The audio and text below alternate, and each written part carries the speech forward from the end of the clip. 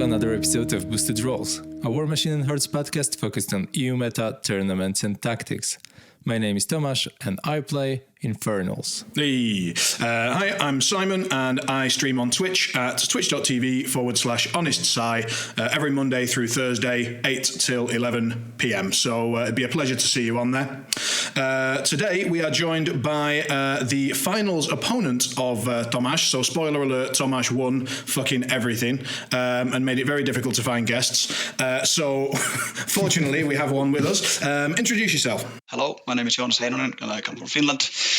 And what do you tell? I lost the finals. Yay. And which faction did you lose the finals with? That's the naturally with Cryx, the fluff faction. Excellent. So I'm almost certain, since I've been here for every episode, that this is the first time you're with us on the show.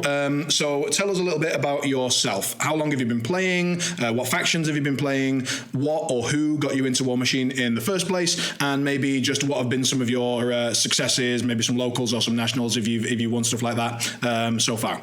Sure. So I actually tried to calculate the time, and it's between 6 and 8 years. I have no clue what's the number. Most likely closer to 8. And I started the game with Cryx. I was dragged to the game with a local friend, or actually a friend of my girlfriend's at the time. And I started playing, and I think I was already 2014 in my first tournament abroad, but that was like just actually going and seeing how the people are playing. So my biggest success by far is naturally this finals in the ConQuest Masters. But I've been in a Finnish Wtc teams 3 years, not this last one though. But I guess I have few local tournament wins back at home, and last year's biggest Finnish tournament, I ended up second, losing naturally to a Swede. Oh yeah, that's the way to go in a Scandinavian tournament, isn't it?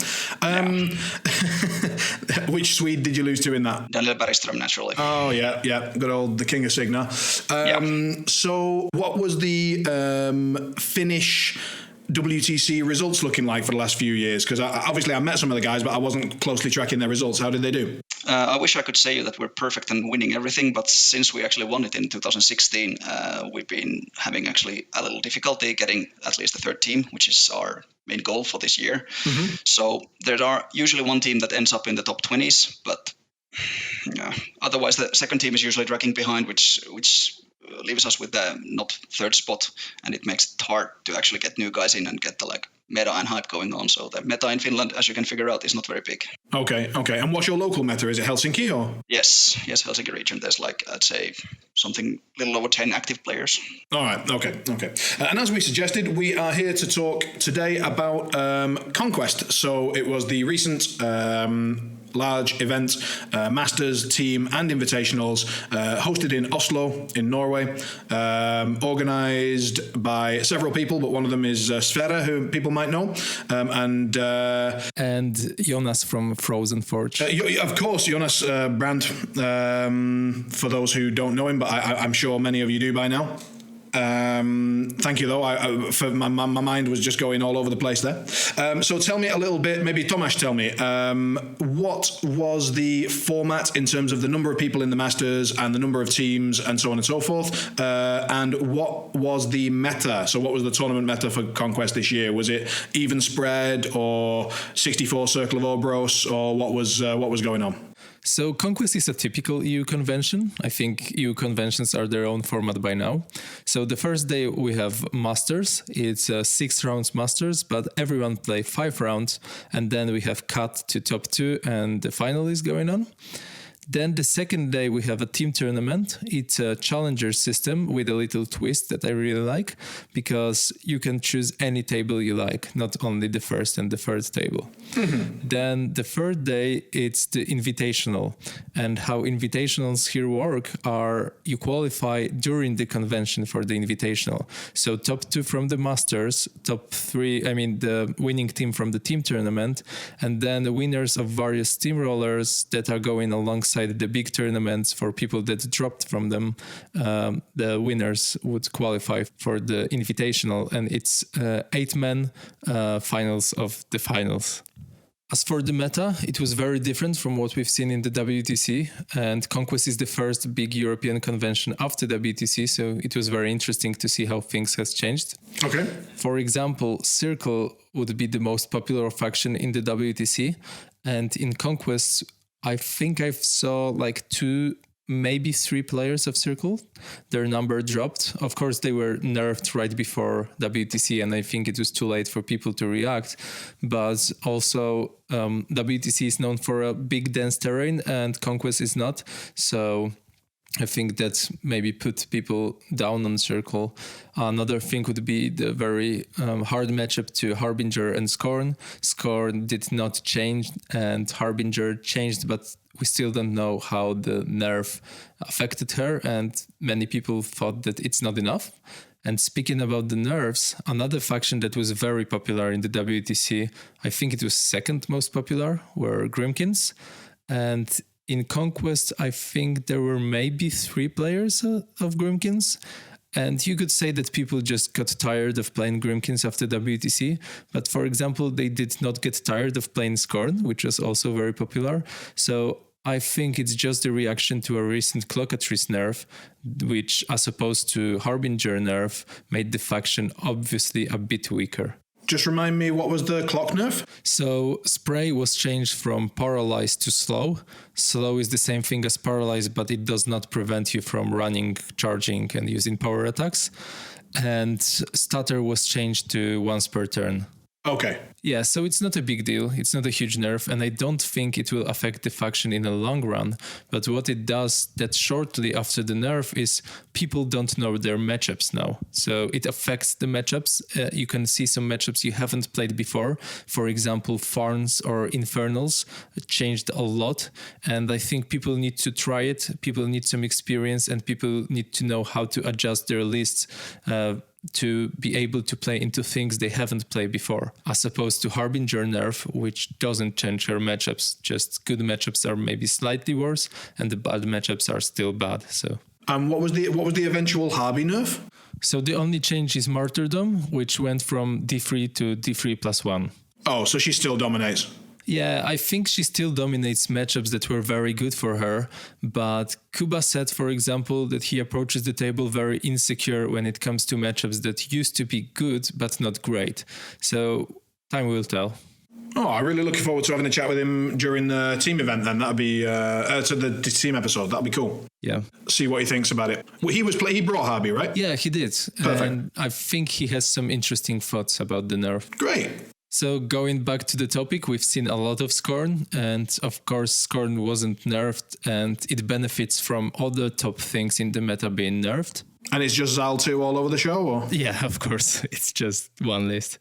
And then you have Infernals, a lot of Infernals, and they are the new hot thing, and it's the first tournament we have, I think, most of the important releases. What's missing? The only ones missing are Nisha, who's not really that important. She's cool, but she's just a combat solo.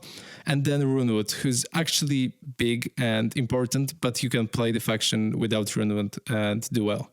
Just for those who don't know the Infernals, what does Runewood bring into the faction? So Runewood is a toolbox solo, and he brings 4 very important tools to the faction. One of them is Curse, which is, I think, the only mat fixer outside of Synergy in the faction. Then he can remove Pathfinder from a unit, which is also very important into matchups like Farns. He brings the Shadow that helps into scenario game and helps in some matchups. And he gives +1 to starting roll, which is also very important because the faction most of the time wants to go first. Okay. And so this brings us on to, quite neatly, I would say, the pairs, the actual list that you guys brought. So since we're already with you and talking Infernals, what was your pair and why? What were you thinking you might see? What were you targeting? Or was it literally just, these are the models that are allowed and that I own, so I'm putting them in a list? So as you know, I got into the faction very recently, and I did not have the chance to play everything I wanted to test all my ideas. All my games at the beginning were with Agathon because he's the guy I got into the faction to play, and I think he's fun. And then I switched to Zatarov to learn my other list, and it turns out I've played her almost exclusively up until the event. So in recent months, I had no practice with Agathon, and that made me a bit uncomfortable bringing him to the event. Other option is Omodamos. I have no Hearts of Darkness models or practice, so that was off the table. And I have 0 games with Omodamos, but he looks pretty simple to play, pretty easy. And going into event like that, I want something that's easy to play because it's a lot of rounds. You play from the very early in the morning to very late in the night, and sometimes a bit maybe weaker list, but easier to play is probably better because you will make less mistakes. Mm-hmm. I also had some ideas that Omodamos might be able to play into Harbinger, and going into event like that, you need to be prepared for Harbinger because Kuba is coming, so a world champion, a very strong Harbinger. Mm-hmm. And another argument would be that Omodamos brings a mat fixer to the faction, and I think it's very important when you have no access to Runewood yet. Mm-hmm. So I took both Agathon and Omodamos to try before the event. I've asked Kuba to play a game with me, Omodamos versus Harbinger, and we did not finish the game, but when we had to end the game, I was in a pretty good spot. I think I was in a spot to win the game, so I felt like he's a good pair for Zatarov, so I decided to take Omodamos. So my first list is Zatarov, and in her battle group we have 2 Tormentors, Soulstalker and a Forebodder. Then I have an Infernal Gate, a max unit of Cultists with Orin and 2 min units. I want to come back briefly to the fact that you have a snake in your list. Now, has something changed and that stopped being horrifically shit? Well, he has a specific role in this list. I like to start with one. I probably wouldn't start with more of them. And the reason why I like to start with one, not to summon one turn 1, is so I can summon my Desolator, have my Cloud available, and have my Arm debuff available from the very beginning. Mm-hmm. And the reason why I like him is he's very fast. He has a Pathfinder, so round 1 you can run him very far up the table, and his threat projection will buy you a lot of board space, and that board space will buy you a lot of time, and the time will allow you to bring more heavies to be more relevant in the later turns. And if you ignore the snake, I will put all my buffs onto it. I will give him some rerolls from Puppet Master, from Orin, and he can remove some really, really hard targets. Probably not like Colossal, but he should be able to remove most of the battle engines. So you cannot really ignore the snake. You need to respect it. All right. Yeah, and to finish the list, I have Min Grievers, and for the solos, it's Regna, Roget, Valin, Hermit, Ailish 2, and 2 Wretches. Just the 2 Wretches, and you don't find that that's an issue in terms of solo numbers for Mark Souls? No, not really. I've never been in a situation where someone sniped out my solos or something. Zatarov brings a natural protection with long shadows, so if I'm mindful with my wretches or with my solos and watch out for like random blast damage or space out properly, I think it's fine. Did you have Umbrals in there? I missed it, sorry. No, Umbral is the sacrifice I had to make, and I figured that Long Shadows is strong enough tool versus gunlines. I might get away without one, and also I have an Umbral in my second list. Which is Omodamos, and it targets some matchups where I feel I need the Umbral. So the Omodamos list is Omodamos with 4 Tormentors. Then I have Infernal Gate, Regna, Umbral Guardian, Hermit, 2 Wretches, Roget the Virus, Valin Hawk, and Ailish 2, with 2 units of Cultists, 2 max units, and then I have Orin, but this time it's Orin 1. Okay. So this list, I mainly wanted to drop versus Grimkins and Harbinger, and those lists don't bring a lot of guns. Those are usually sprays, and for example, Harbinger can bring Adjudicator, so Umbral Guardian can help me against that, but also she brings Hand of Silence that can assault deep and remove a key solo like a Wretch, so Umbral Guardian help me against that, and this is why I brought Umbral in this list. And was Kuba running a Harby with Judy or with Jax? With 4 Jax. So it was basically, I don't deploy Umbral Guardians, but I protect my solos from Hand of Silence. Yeah. That was the trade-off. Okay. And then it's also important for Grimkin matchups, so I can stop the paralyzes or now slow spray. So, yeah. And I know, for example, also that you were considering that Kuba was going to be there. That's fair. But Jake was also going to be there. You knew it, and you knew the Zal too. So which list was ready for Zal, for the Zali big boy? Well, I haven't tried this matchup before the event, but I thought that both of my lists can play into Zal. Both of them bring some important tools for this matchup. Zal is one of the strongest, if not the strongest thing in the meta right now, so I don't expect to have a slam dunk versus it, but just having those tools available made me comfortable, or maybe did not make me uncomfortable about this matchup before the event. All right. And Joonas, what Cryx magic did you bring to the event? Was it the usual 18 stalkers in your pair, or what was going on? As I said, I'm a fluff player, and I'm playing these bad fluffy casters like P-Scar and P-Denny. So I had only 4 stalkers, and those were with the P-Scar list. So Scar had stalkers, Skorlok Thrall, Tartarus, Dark Wraith, max unit of Pain Raiders, min unit of Warriors with the UA, and 2 engines. Double engine. All right. Yeah. And this was basically my my idea to drop to anything that's shooting like enough small shots to shoot my other list off the table, or then maybe siege. I tried just to hard dodge the siege matches because I'm pretty sure my lists can't actually do anything to it. Right. Okay. In the end, it ended up being my perfect Infernals counter with 1 win and 3 losses. No, wait, yeah, 3 losses. All right. And what was that paired with? Pete Inegra in the Scourge of the Broken Ghost, so Satyxis. So I had 2 Death Reapers, Charybdis on P-Denny, and then a Satyxis Blood Priestess, all the Super Solos, and a Void Archon, mini unit of Blood Witches with a Hag, 1 unit of Gunslingers, and 2 units of Raiders with Sea Witches. So same questions to you, really. Which one is designed to take Harby? Which one is designed to take Zal 2, and why? I think the Scar is definitely going to go for the Zal 2, and we actually ended up playing on Thursday evening with Jake, the Zal 2 match, but I actually wanted to try out and drop Dinecro onto it and see what happens.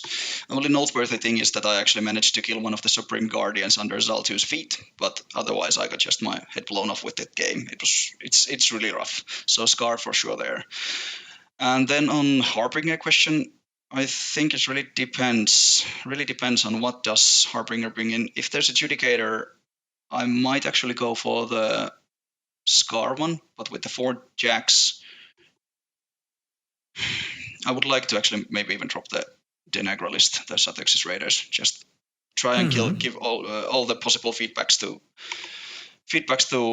Harbinger and make her respect all of my dirty tricks down the line. Okay. And was that a matchup that you hit at all? Did you hit Menoth in the event? In the yes, Masters? Twice versus Christian Voiles, and the next round was versus Kuba. And Tomasz can say his surname. I have no idea how you say it. Grzegorek. Yeah, just that. Right. Okay. So you hit Kuba and Christian. So 2 very, very, very strong Menoths. So in which case we'll talk about that later on down the line. Cool. All right. What did you like before the event? So without hindsight, when you were going in, you mentioned that you were looking to hard dodge Siege. Was there anything else that you were looking to hard dodge, or was there anything that you were looking forward to playing? Were you like, right, I've got Grimkin, I know what I'm doing, I'm ready? Like, was there a plus and a minus? Not really. I actually had a really bad December workload, and I had some personal life stuff, so I didn't get too many practice games in. So actually the Negra 1 list is just built list, so that has a lot of models I'm very confident at using generally in the games. I mean, I know the rules, I know what they can do. I don't have to think too much what they do for me and stuff like that. So I wanted to go with one very simple list, and the other one I just built basically then to be trying to steer people away from the 20 power 10 guns and Hellmouths and whatnot. So I could actually drop the Denegra. I would have wanted to drop Denegra on every game, but I knew it's not going to be the better matchup. So naturally, I had to also practice Scar, but playing Scar is not very interesting, frankly. Right. Okay. And how about you, Tomasz? You were going in, obviously you were well prepared, but what were you hoping to dodge? What were you hoping to hit? Wait, I wouldn't call myself well prepared because... You're always well prepared. You spend like 18 hours thinking about what you're going to drop. You change your list like 16 times per hour. Like, you're better prepared than anybody I know, and you still think you're not prepared enough, which proves my point even more. I think the long line of victims Thomas left behind is enough statement. Yes. I mean, fair enough. I think about the game a lot, but I didn't have a lot of games. So I was reliant on a lot of dojo I had with friends that are playing Infernals. If you were at the tournament, you would see me shouting to Mark, what should I do? Which objective should I choose? And things like that. So before the event, I had 2 games against Kador. It was against the same list, Karchev with Doom Reverse, very interesting combination. And the first game went very well for me, but it was the first game my opponent played against Infernals. And after the first game, we had a little chat. I told my opponent what would make me very uncomfortable on the table, how I think he should approach the matchup. And then we played the game, and he destroyed everything. He wiped me off the table, and I lost horribly. So I wasn't very interested in playing versus Doom Reverse. Okay. And then I was obviously afraid of Harbinger. It's like, even if I have a good matchup versus Harbinger, it's just something that's in the back of my head. I hate her. I don't like to play into her, and she's very strong. So this is what I was hoping to dodge. And I didn't have any other worries. I mean, everything worries me, right? I'm playing a new faction. I don't know matchups well, but there wasn't anything else that I felt like if I meet, I have no game and I can just pack my miniatures and offer my opponent a board game or something, right? Right. Okay.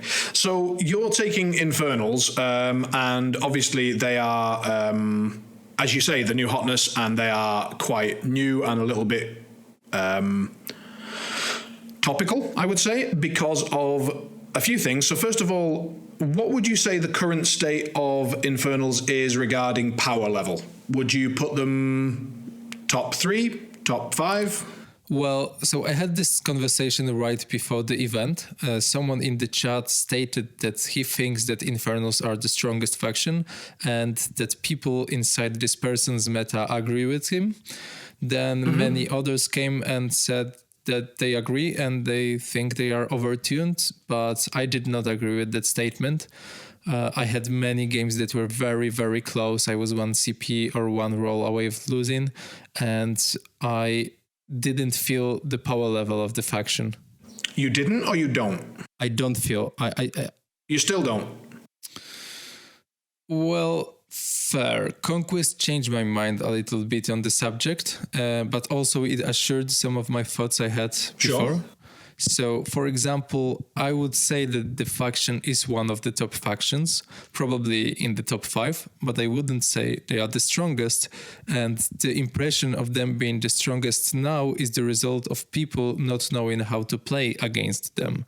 Okay. So, for example, I would have a lot of games where I saw that my opponent could do something to punish me for my mistakes or play in a way that would make me uncomfortable or maybe even swing the attrition to their favor, but they very rarely did those things because they lack of experience.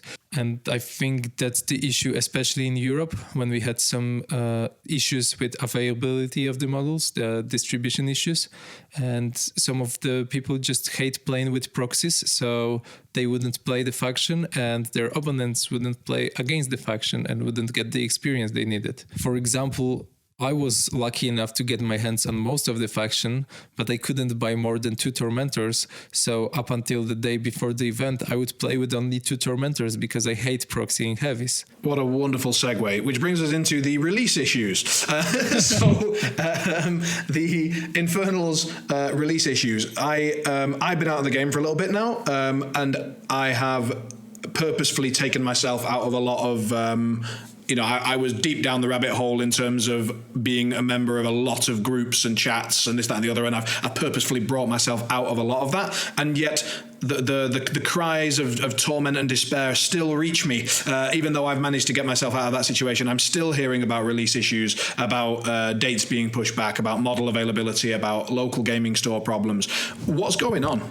Well, it's the perfect day to talk about it because today I got some messages from people around Europe that they are finally getting their models that they ordered like 3 months ago. So it might be the end of our problems. But basically, I have no idea why the metal releases are pushed back because metal models are produced in Europe as well as in the US. So I have no idea why they are pushed back, but they are pushed back by something like a month.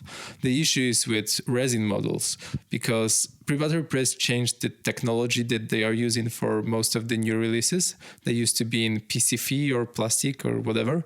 Now they are using resin, which is much better material, but it's not produced in Europe. So they are producing it in the US and they are not able to produce it for some reasons in numbers that there's demand on the market. So they produce a limited amount of those miniatures. They send them to Europe. They have some for US, and once the stock is gone, it takes a long time to resupply. And it takes a long time to resupply US, but to resupply Europe, it takes twice as much.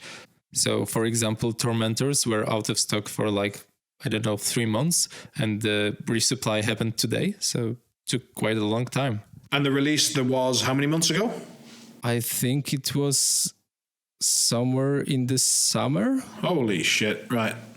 It was just before WTC, wasn't it, actually? It wasn't that long before WTC, so it was in August, right? Yeah, WTC was in September, so it must have been before that. Yeah, so it was just August, I guess. It must have been just before September or... Yeah, okay. Yeah. So release issues, months and months and months, but today might be the final, arrival. And is that the solution of those release issues? Like, is that like, okay, we've cleared the backlog, everything's fine now? Or is that just like stopping the bleeding? Well, it's really hard for me to say. Matt Wilson wrote an insider back in November. Matt Wilson is the owner of Privateer Press, and he explained how the industry is changing, how the way distribution work is changing, and he was trying to encourage store owners to contact Privateer Press directly, not through distributors. So also he was saying that they were moving their headquarters and it affected their ability to produce models, to ship models, and to function properly. So in this insider, he said that those problems should be over and they should get back on track and be able to deliver models to people. But for example, since the insider, it's been 2 months and I couldn't get my hands on Tormentors. I would do my, it's not like I couldn't buy them in my local game store. I tried to buy them in any store in Poland, and then I've tried to buy them in the whole Europe and I couldn't do it. So for 2 months, so we don't know if it's actually changed or they stopped the bleeding and they are still trying to fix it. I know how much you hate proxies, so I believe you when you say that you really couldn't get hold of them, because I'm certain that you tried. Before we move away completely from, or for a while, from the Infernals power level and stuff like that, I just want to quickly check. Do you think the power level of Infernals as it is, whether it's high or low or whatever, but do you think it's particularly reliant on a few good models, or is it just an overall power level and it's the combination and the list that works together, or is it just one Warcaster's amazing or one model's amazing, or what's the state? Well, I would say the faction is very well internally balanced and there are not many models that stand out being too strong or too weak. But one thing I would say is very important for the faction to be strong is Zatarov. She's just so versatile and she offers so much protection versus gun lines that if you remove her, the faction would be in a big trouble, I think. So if there was some limited event which limited casters, for example, then Infernals could be in real trouble. Yeah, I would say so. When you have 3 masters available in the faction, not counting Hearts of Darkness, the faction just needs something like that to function. So if there's one model that we are relying on, I think it's Zatarov. And for example, Runewood is a perfect example of a model that's very important for the faction and is very strong. But as shown by the results of this event, the faction can do well without him. So it's a perfect example that the faction is not relying on anything else. Okay. And obviously we'll go into this in a lot more detail in the team event episode, but did you feel Infernals were a good aspect or element of a team for a team event? Did they bring good elements to the matchup process, for example? Well, they definitely were, but probably not for the reasons you are asking for. They were great just because people didn't know them, and sometimes they wanted to dodge them because they had no experience, not because they had bad matchup. But leaving that aside, I think they are a good part of the team composition just because of how they can abuse the terrain. So they play really well into terrain. They really like obstructions because they have access to Ghostwalk, Zatharov, and Amadamos. They really like forests because they can hide behind the forest and then the Rites of Torments or place from the gate into the forest to see things behind it. They like clouds because of wide eyeless sight.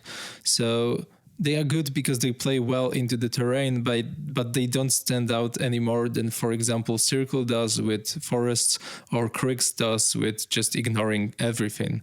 So there's that. Okay. So as I say, I mean, we will come back to that. We're going to have a whole episode on it, so that's fine. But I just wanted to get a brief idea. Cool. All right, over to you, Joonas. So talking about Cryx. Now, again, I've been out of the game since WTC. Is there anything new in Cryx since September? What's good currently? What's coming up soon? Let's go with that.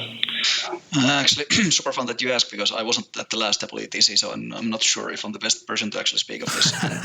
And I forgot to say at the start, but I think and hope I'm going to go back playing Convergence, which I'm doing Dojo a lot more nowadays. Oh, but good man. I didn't have the CID out, so I didn't want to go play the old ones. Anyways, Cryx is still really good. I think it's kind of actually undervalued in itself, and it most likely is because people actually can play all the factions they want now and be really competitive compared to, for instance, Mach 2 days. I think the new thing that came up is the Void Archon, which is really good. It really thrives, especially on the Satyxis list, because if you're going to kill any Satyxis, you're going to be feeding the Void. Its only downside is that it's natively in my opinion, the worst theme, Dark Host, which I just don't understand, but I guess it's a gun for the Banes as well. Mm-hmm. And it was you had one in the Satyx list? Yeah, I did. It's you can take a Merc choice, but it was included in theme of the Dark Host, so you can actually do it there. Okay. Right. Okay. And are there any new releases for Cryx that have been announced? Do we know anything that's coming up that might bring them up or down? Or there's coming the Master Gorgle box or whatever it's called, the character Necrotech that's coming from Riot Quest. That can be fun. It's Arknote dude that gives actually like Vortex dodge, so maybe something along those lines, especially now that the Helldivers were improved on some level. I was thinking about more Tenebra 2 list with all the Helldivers in the world and that idiot running in the midst of them, and when you come up and everything has flanks, so you have a 20 Warjack weapon master thingies with dodges and stuff like that in the middle of the field. I'm pretty sure more Tenebra 2 is still just bad caster. All right. So where do Cryx suffer? I think that if Cryx were in such a good spot, at WTC they were not. I've heard people argue that they were, as you just did, underrated. Maybe that they were better than they were represented or something like that. But I take WTC as being a very, very good representation of an actual power level. And I don't think Cryx performed especially well there. No. So where do they suffer? What's the problem? I think there's... the thing is that nowadays people don't actually have to do so much an anti-Cryx list anymore. So the thing is that most of the things that Cryx is really good deploying on the field are answerable with other things. And models like Hold'em High, the Riot Quest Dwarf Gun Mage thing, is actually a really problematic one. For instance, it can remove Incorporeal, so double engines is not as scary anymore. Still, there's a lot of quite high valued attacks, so models like Satyxis, which rely on high defense, are actually only 7+, even 6+ to hit on some levels. Judicator is still super scary with the Signs and Portents Flamer, even though it's 10s it needs to roll or something like that. It hits way too much. I think generally other factions, and rightfully as well, have gained models that actually can answer the Cryx threat, and Cryx is still kind of Cryx is still really great if you get into match that actually is, let's say, 50-50 or favorable for you. Then they really like to roll over that one. But Cryx is not very defensive outside of possibly beat any. So I think they struggle if the game gets prolonged and the opponent can actually trade 1-1. Okay. And you took Double Engine, and I think Double Engine is an interesting choice because when I started playing the game, which was 2 or 3 years ago, the engine and the Double Engine was a real thing. It was. There was a lack of magical weapons around. The magical weapons that you were taking had to be quite specific. Like everybody had to have fish sticks in their list or Naga. I was playing Legion at the time. Right now, it feels like there is not a lack of magical weapons at all. No. Yeah, that's not. But the thing is that there's still not too many, let's say, beat stick heavies that can actually have magical outside of Infernals naturally. But like, there's not that many. Other. No, well, that's a different thing. Yeah, but that's a really good drop there. It's a thing that I think needs to be considered. Like, if you're going into a Masters tournament, you're like, oh yeah, but that's Zal. That's going to get you fucking killed. I know. I didn't have any specific idea before the tournament was Zal. As I said, the Finnish meta is kind of small, and there's at least I have the bad tendency of forgetting things if I don't see them. So it was a good wake-up call, in a sense. But I still think go on. Yeah, sorry. The big thing about the Scar engines is still that those are two huge bases that generate a lot of trouble, especially when they have Direct Wraith behind them, giving Mortal Fear if I can, which I never can. And they generate the machine rates that can really be annoying to your jacks. There's a lot of cool small tricks like that. But the big thing is that it's one of those lists that you actually have quite good threats, because the Bane Riders, Stalkers, and Wraith Engine with the Death Ride all have 13 inches charge range, or Stalkers with jump. But those are quite good threat ranges, and most of them are models that are at least relatively hard to remove by shooting. And you find 13 in the current meta is enough? I'm not sure if it's enough. I still feel that both my lists were actually suffering that I don't have a long range threats. Because like 13 used to be fucking great. Like when I started playing Legion, and everyone was like, "Oh yeah, you're the super fast faction. You out alpha everybody, you out threat them, and blah blah blah blah." And then suddenly it was like, "Well, everybody's got the same threat range as me, but I haven't got any armor or hitboxes. What the fuck's going on?" Like, and I feel like Cryx has the same thing, right? Yeah. Either you have defense or you have armor, and if you have armor, it's not even that much. Yeah. All right, and how about the same question for you then? Do you feel like Cryx slots well into a team tournament scenario, or do you feel they're better with a solo Masters and they take their chances with the table they get? I actually think that they could be better off in a team tournament, especially if you can do something really ugly, because they are really good when they are good. They are giving very little chances to claw back into the game, because their melee damage output in every theme is off the charts. They take anything down they want, but the thing is that they really don't know, they can't really deal with if the guy can play the long prone game. You really usually end up suffering in that, I think. Okay, and we won't get a chance to speak to you, sadly, in the team tournament episode. So can you give us a quick idea of what were your results in the team tournament? Were you in a serious team, or were you in a fluff team with some friends, or what was the crack? Yeah, we were the fluff bunnies. So there was me and Robin. So he's a pretty good player, I guess. And then there was a third Swede. Pretty good. He won the Swedish Masters, for fuck's sake. That is not fluff. Shut the fuck up. Who was the third player? Fucking Tomas or something? We actually asked about that team, but I heard later on that Tomas turned me down. So. There was Fredrik Söderson, can't remember his surname. All right. He's a decent player as well, really good. I'm not buying this whole fluff argument. That's not going to stick. It was so fun because there was only 3 Cryx players, so I could actually name myself a fluff player. All right, cool. Right, let's get into it. Let's get into the juicy details. So, battle reports. I've got the scenarios down in front of me, so thanks, Joonas, for that. And so, Tomas, let's start with you. Your road to victory. Round 1, spread the net. I'm assuming this was played on the Friday? Correct, yeah. Perfect. Who was your opponent? How did it go? So round 1, I get Kafal from England. I was really scared that I'm gonna get Krugert too and spread the net round 1, but Kafal switched factions from Circle to Mercenaries. Okay. And he brought Bartolo and Fiona. Bartolo was, I think, very similar or maybe even the same list as Marcin was playing, so I knew it quite well. Mm-hmm. And Fiona was with pirates, with 2 Toros, blockader, and pirates. A lot of solos, a lot of things. So, yeah. We don't know what he's got, but he's got fucking pirates, so who cares? Yeah.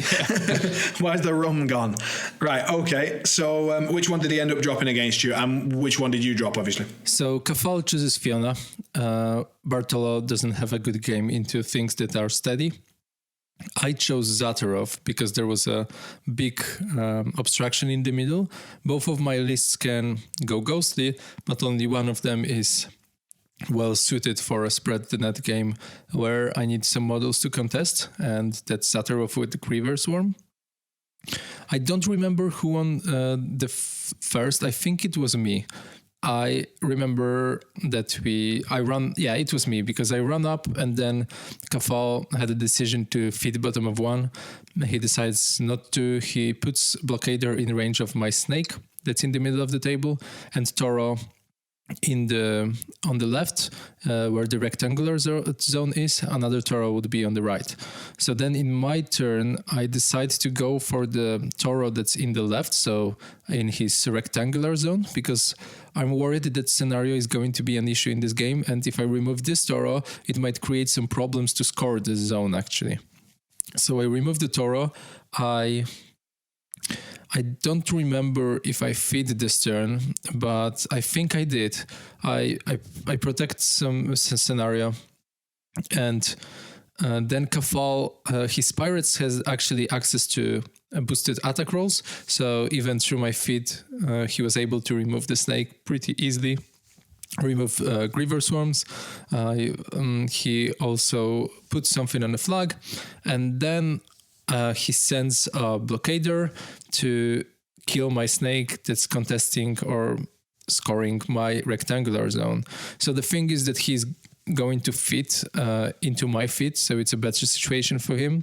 And if he misses the snake, I cannot teleport away of his melee range to stay in the zone. So I can sacrifice a CP or I can sacrifice a heavy.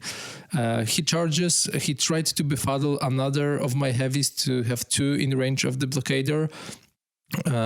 Arcane Vortex the befuddle, then he decides to befuddle again. I had another Arcane Vortex, but he wanted me to spend my resources, so I protect my heavy again. Blockader misses the snake teleports out, so Kafal is going to score his flag, is going to score my rectangular zone, and I don't remember if he scored his zone. So basically the game would go back and forth where I was just trying to not lose on scenario, which was difficult to do with all those models. But because attrition was swinging my way, it got better and better with every turn. And then I had a turn when I was able to remove a blockader, I was able to remove a Toro, and I had a snake close to Fiona.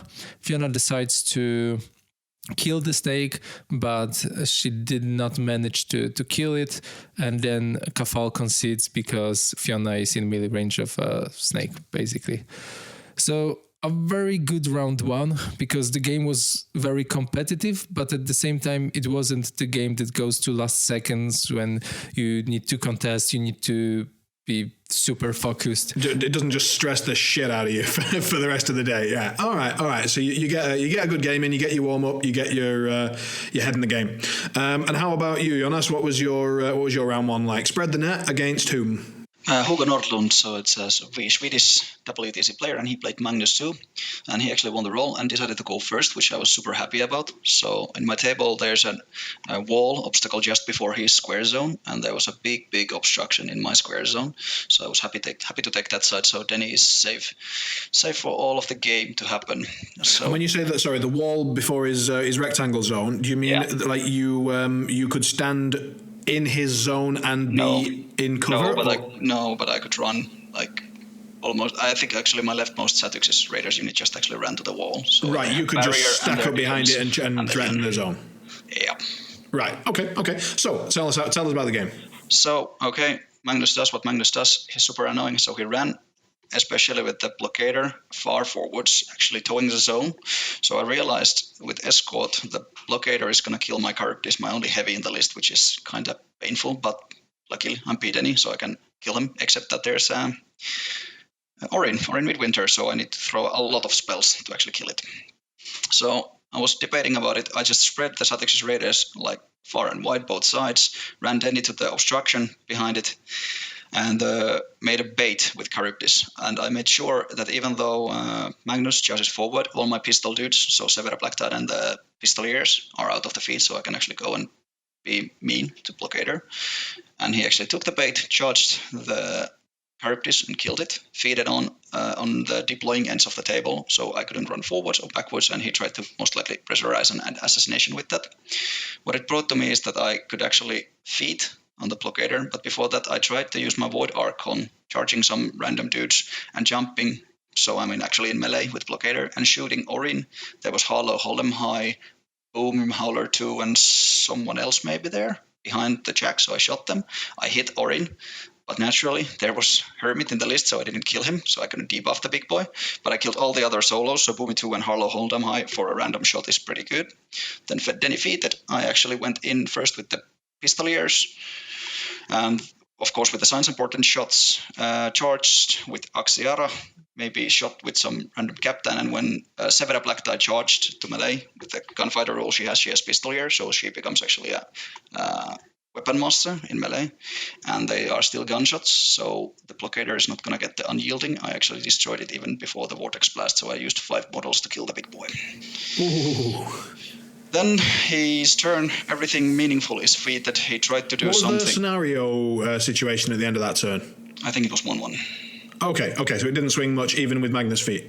No, that was the thing, because I could actually, on 2B, sorry, I forgot to mention, I could naturally ambush my Blood Witches and flute the zone, so he couldn't actually score that. Right, okay.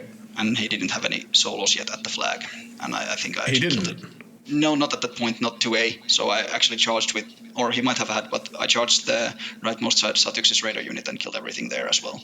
So he's 2 leftover Toros, which one was defeated, and his few remaining solos and caster were in the middle of the table, being flanked by 2 units of Satyx's Raiders and all my super solos in the center, and then he was standing firmly behind the obstruction, not to be seen ever again. Okay. Yeah. So he tried after the blockader goes down, what happens next? Yeah, he tried to use Orin to shoot his not defeated Toro to actually bounce some arc lighting whatever thing to free it from some Satyx's Raiders and maybe try and clear the zone, but he for some reason didn't boost it and he actually missed, and then he was actually looking for the table for a while. He said he's going to concede, then he said no, I'm not going to concede, I'm just actually tap the clock 3 times so you get the full CP win. Gentleman. Fair enough. Yeah, he is. Very nice guy. And it was Super Saiyan, and we discussed after the game, so he also realized he should have gone second, because I think Magnus actually thrives on that one. Sorry, you cut out a little bit there. What was the last thing you said? I think Magnus should have gone second on that match, because it would have been better to him, I think. He was out-threatening the Charybdis, and I think he just could have started scoring and made it a lot tougher for me. Right, okay. And did he speak about why he chose Magnus rather than his other list, which I guess was Osram? It wasn't Osram. Ah, okay. Was that Fiona, maybe? I don't know. Right. I think he said that he had also had a slight break from games, so I think he just felt more comfortable with Magnus. Gotcha. Well, I mean, if I was having a break from games, I'd just throw down Ostrom and just go, well, I've got Ostrom. Yeah. Also, I think he was trying to maybe pressurize me with the assassination of P-Denny because of the sprays. The thing that he didn't remember is that I had stealth, and the second thing I have is a sucker, so I can take the shots of Denny. Yeah. Fair enough. All right, so then we hit round 2. We're now on Anarchy. Tomasz, who did you get, and how was the game? So I got Sindre, who I've played against, I think, in Norway last year. Is he still on Kin? Yeah, he's playing Grimkin, and he's playing the same pair I think he was playing in WTC, which is the Child and the Dreamer. The Child is in Bump, which is very interesting. Yeah, he's got that cool child mirror list, right? Yeah, exactly. So we had a discussion before the game about the pairing process, and I basically said, so I have Zatarov, so you probably can't play the child because of Mat 6 issues, and you have a lot of heavies, so I probably want to play Amadamos because attrition. But he surprised me. He chose the child, and I think he convinced me it was the right choice during the game. The idea was the child has had the ways to score circle zones. It's anarchy, so they are very widely spread, and he has a desperate pace monkey thing, Malady Man, and ambush unit, so that's probably very good for it. And also he has a +1 to start, which is very important against Infernals. He has more heavies, but he has more heavies up until third turn, I believe. So he wants to go and get me as soon as possible. So we start playing the game, and I win the roll to go first. Even Bump offers him a reroll, so I was very lucky with that.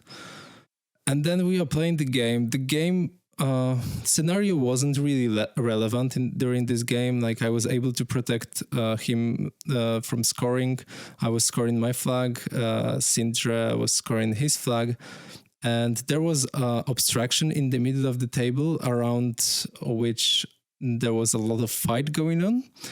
I remember sending 2 heavies full on synergy to kill Skin and Bones through a wall, so defense 15, and I did 5 boxes, so my rolls were horrible.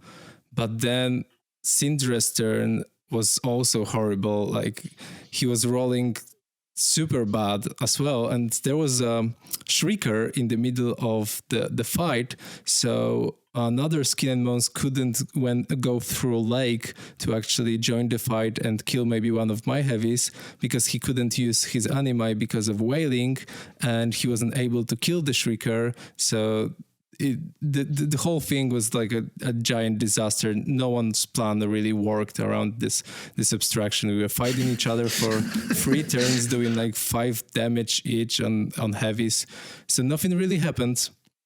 And then I had a turn when attrition started to work. I started removing heavies. I started doing some actual good attrition work. But in this twister that was happening in the middle, I left Omodamos in the range of clockatrice that was actually on the flank. So I didn't care about this clockatrice, but it was with Tantrum up. It was actually in range.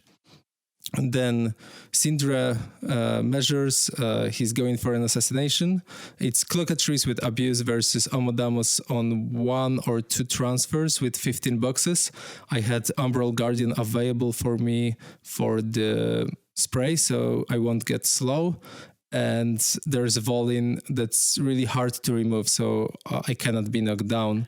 So the odds aren't super good, but it's possible. So Sindra goes about his turn, he puts Abuse, he does some things, and then he realizes he didn't move the Clockatrice with Tantrum.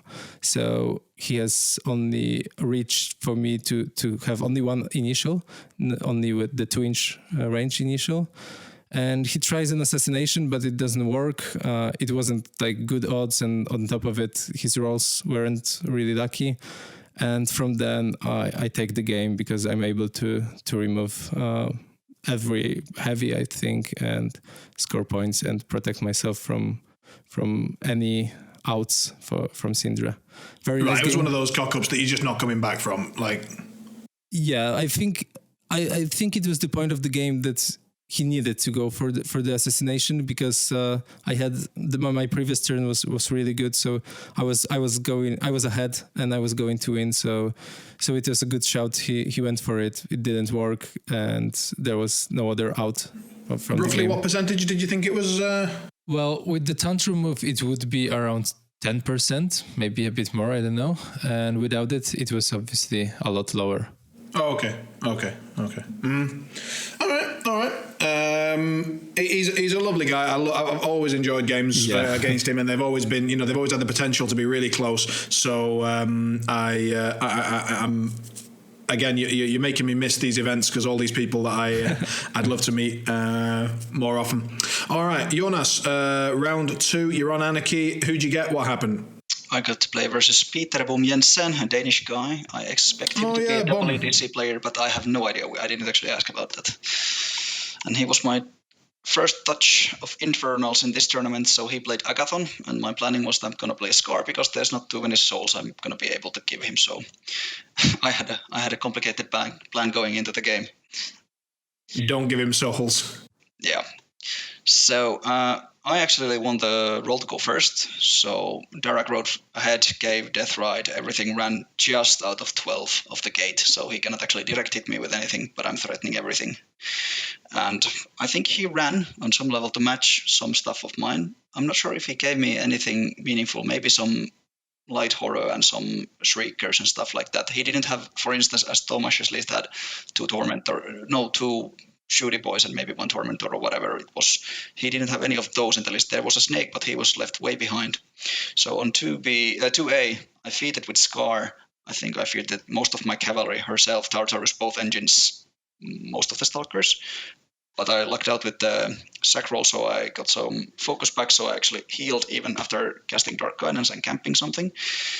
And I destroyed like everything from him. Especially the gate was gone. Every lesser, smaller, whatever dude happened to be dead. And as a last act of my last stalker, I walked in, jumped, and killed 1 warrior model, which was within 12 of Agathon, which happened so that he actually jumped forwards with teleport because I had nothing else that I can charge.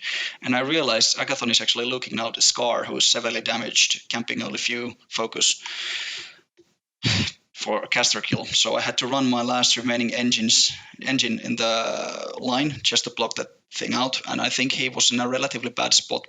I knew that he had to cast Curse of Shadows to my Bane Riders to be able to go through them. So I tried to block the landing spot of Agathon. The thing I didn't realize was that I had brought Tartarus to my flag, and because my model is incorporeal, it doesn't block the line of sight. So Peter was smart enough to charge Tartarus, boost the hit it, Dark Banishment, just actually close to Scar.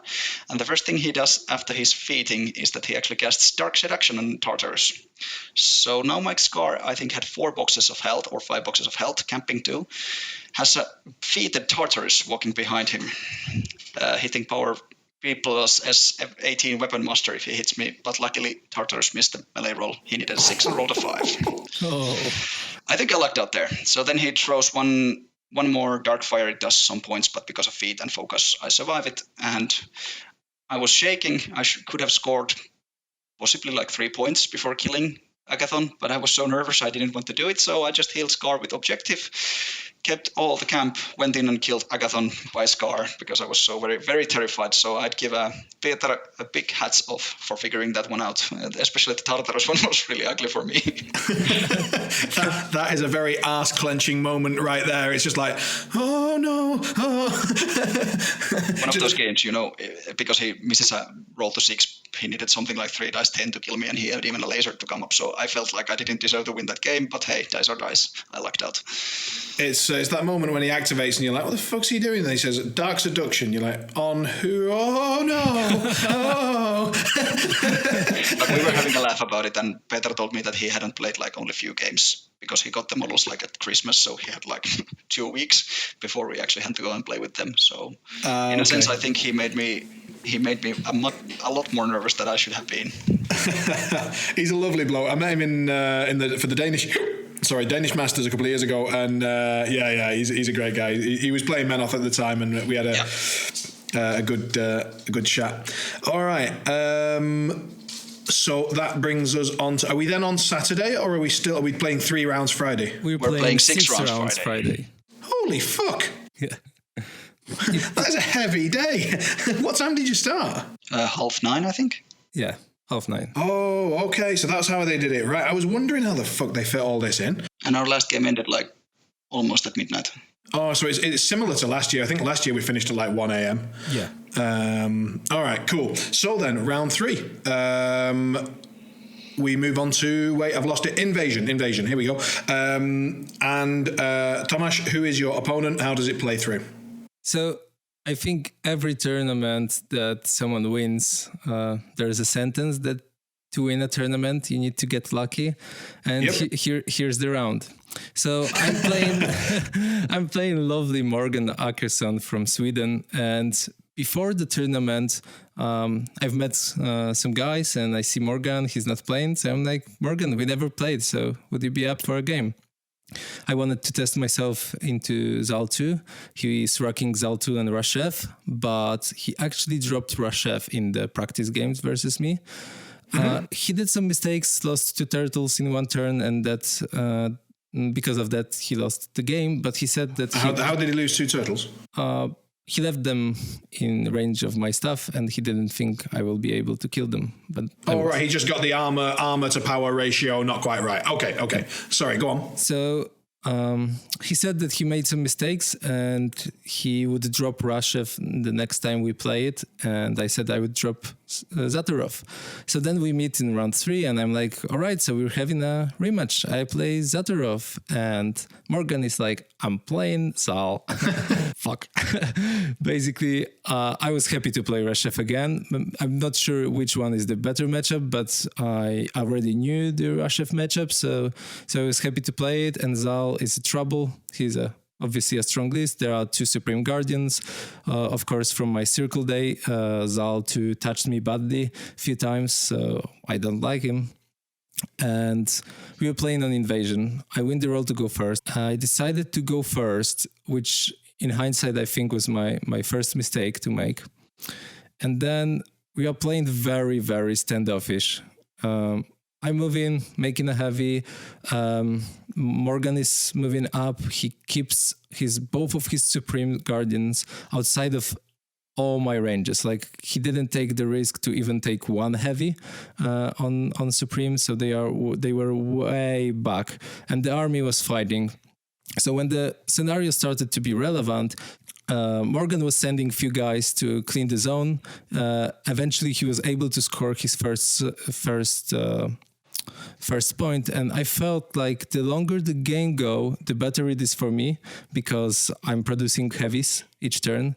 But at some point I've realized that he's not going to let me fit second. He's going to score last, and he got the first CP. Of course, on Invasion, objective is always available for both of us.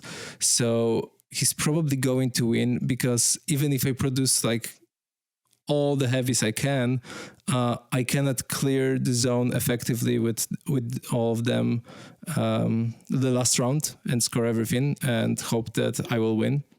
Mm-hmm. So I decided to go in to fit, to play more aggressively, score a point. Then Morgan fits and cleans some of my heavies.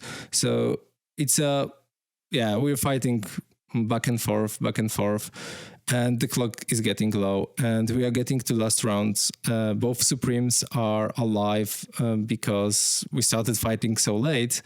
And then I realized that because of this 1 CP lead, Morgan is going to win the game. Morgan is on 7 seconds, I think. I'm on something like 3 minutes or 4 minutes. And the only way I'm winning this game is I clean my circle zone from Supreme Guardian and some dudes. I clean the middle zone from Supreme Guardian and some dudes, and I score both of those zones. And something I forgot to mention, that I'm producing heavies, but Morgan is bringing back some boys, right? Yeah, bringing back boys. And because he used an annihilation sometime in the middle of the game, he had some extra souls from my cultists, so he never really lost any of the boys. I love that you can't even remember what they're called anymore. You've forgotten the proper name. They are forever known as boys now. Yeah. Send in the boys. Yeah. So he was able to give the UAs souls, so the UAs could use Grave Mist for +2 defense, and he still could bring back all the boys he was losing. So it didn't look well. So we are at this end state where I need to kill those 2 Supremes. I speed up, and it's the point where the game doesn't really work. It's like a blue screen, like you're low on clock. It will be sloppy. You will roll dice. They will fall off the table. Like, it was horrible, but I've managed to remove 1 Supreme. So in the middle. So I will score this zone. I did not manage to remove the Supreme in my right zone. So Morgan is like, so I win the game. And I look at the table and I realize that he still needs to contest the middle zone to actually go to points killed and to win the game. So I pass the clock on to Morgan. Morgan passes his right away to me, and he realizes that he did not contest the middle zone. So I get lucky and I win the game. And for those who are interested how it would end if we went to points killed, I've killed something like 50 points. Morgan killed 185. Holy shit! Yeah. Value! Hashtag value for Zal too. Yeah. So My Infernals' downside is that they generate extra army points for the opponent. Yeah. You never want to go to kill points. And We found their weakness. Yeah, I was contesting a zone for like 3 turns with the Lamenter. So Morgan would kill the Lamenter each turn. So that's like 21 or 28 points from the light itself. And then I had, I think, 9 or 11, something. And I think it was 9 heavies on my war room. So he had to kill at least 8 of them, because I was left with 1.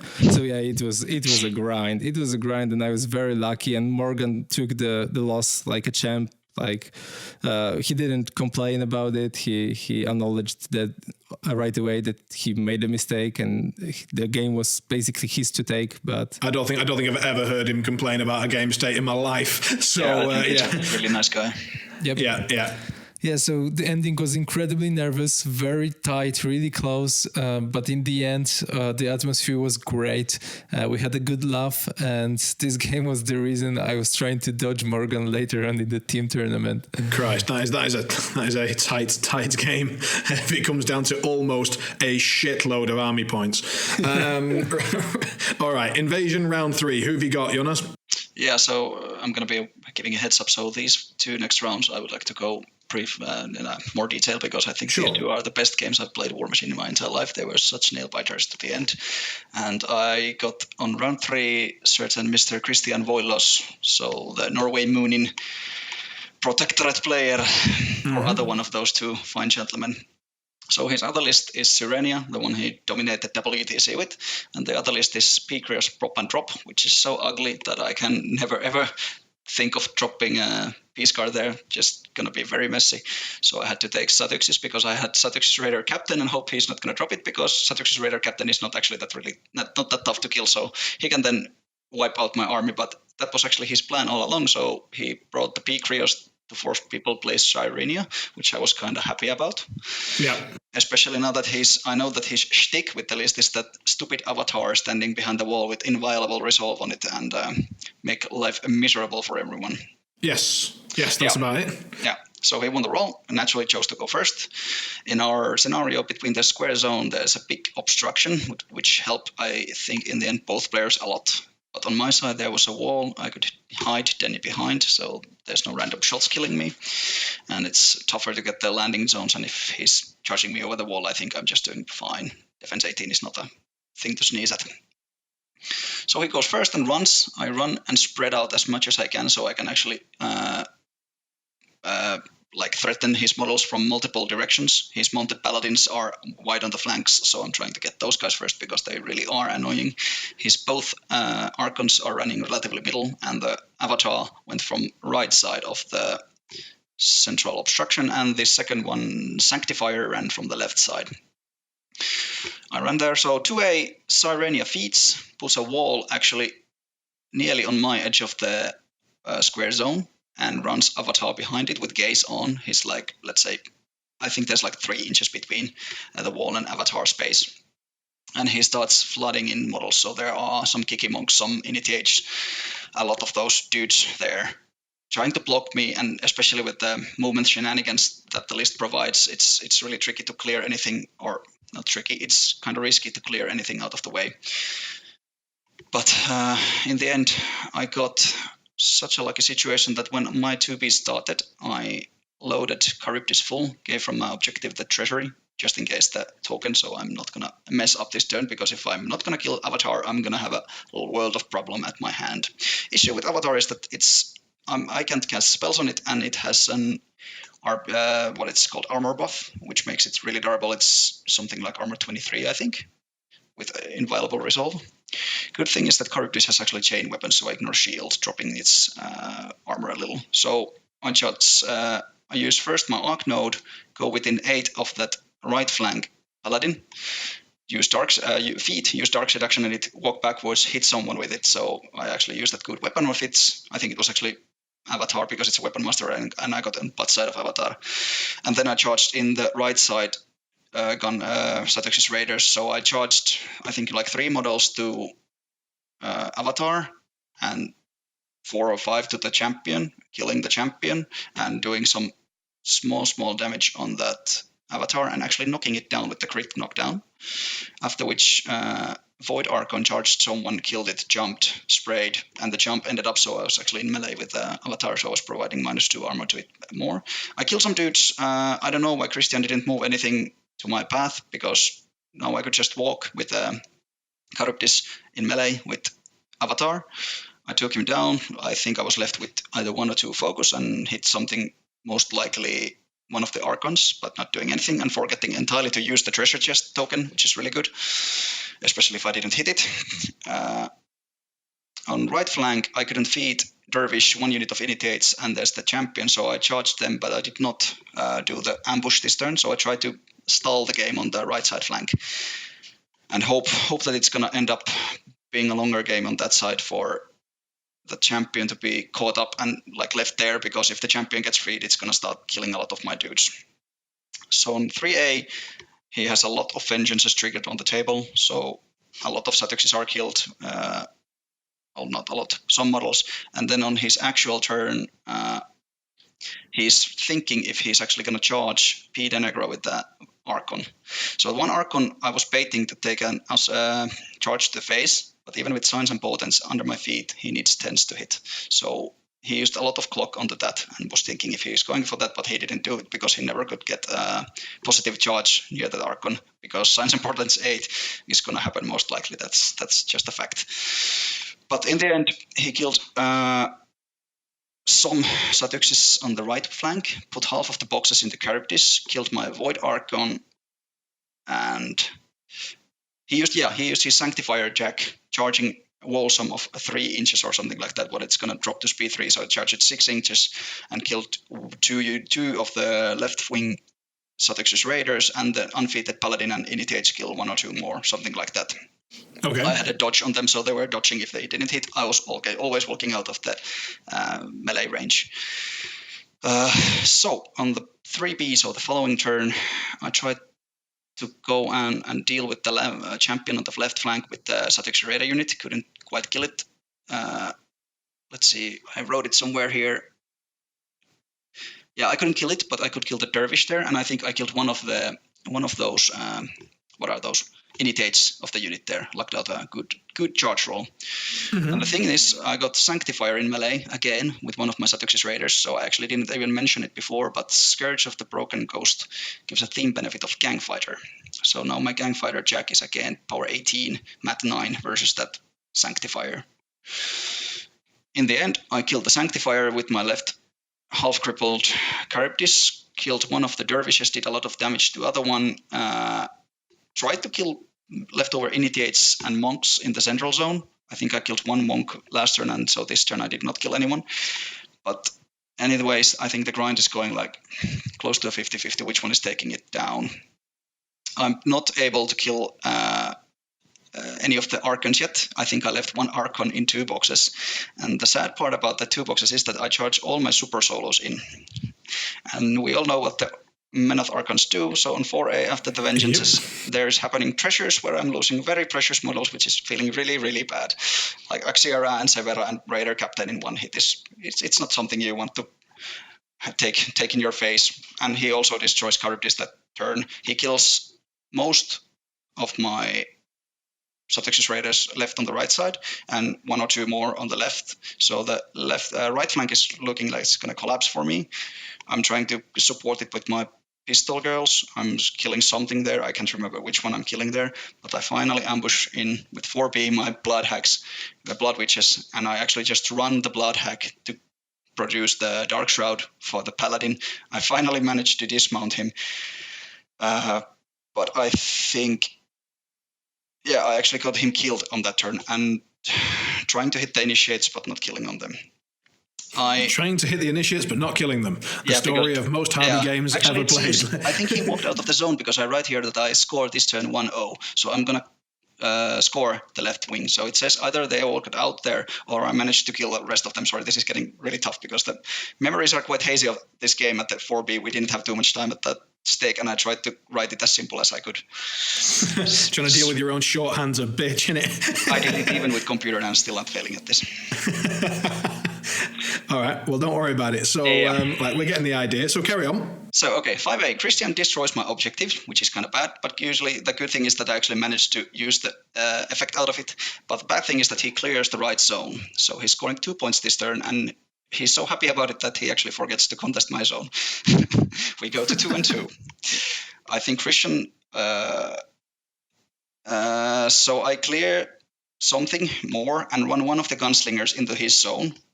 And I've written it incorrectly here. So he cleared it. Yeah, he had put something. Yeah, there was 1 choir member in my zone. So he put 1 choir member in my right zone, which is not very good when it's facing like 10 plus Satyxes and gunslingers and Denny and something like that. So I run the gunslingers on the right side zone, contesting it. And the 2 guys of the unit that I'm not contesting with are running. So they are roughly at 12 inches of the zone. So I can run them both in if I need to. Then I clear the choir member, start to move forwards aggressively towards the central zone and his objective. I managed finally to take down that 1 pesky Archon that actually killed so many of my super solos, naturally with the Death Ripper, because they are melee beasts. And we go to 2-2 score. 6A, he kills the 1 guy that I had in my... I had contesting his zone, and sorry, he Joonas. tries... You said you killed a Menite Archon with Death Reapers. Yes. Jesus. Yeah, it was a gang fighter. So it's a Mat 7 power 14, and I got to attack from behind. I think it did not have that effect of his, the righteous thing trigger at that moment, and it had 2 boxes left. All right, fair enough. Yeah, but I think it's still a killer chicken. They're very cool. Yeah. Also, giving his back to me is an important one because I'm still not very convinced with Mat 9 chickens hitting anything. Anyway, I clear the zone. I run the zone. So both of my gunslingers are running to the zones. They are standing exactly 6 inches between each other, so they're in command. And 2 models are now contesting his zones because he had 3 minutes on his 6A, and he used a lot of clock, so he had a lot less now. I clear again my zone, and no, sorry, this is his turn. I'm mixing up with the turns. Sorry. So we went 2-2. No worries. So 6A, he clears the 1 gunslinger from my zone, from his zone, and scores that one. He's going towards Centrum, trying to kill stuff there. I think he kills that chicken that killed the Archon, and does something like that. He sends 1 or 2 initiates to contest my zone, and he scores 3-2 lead on me.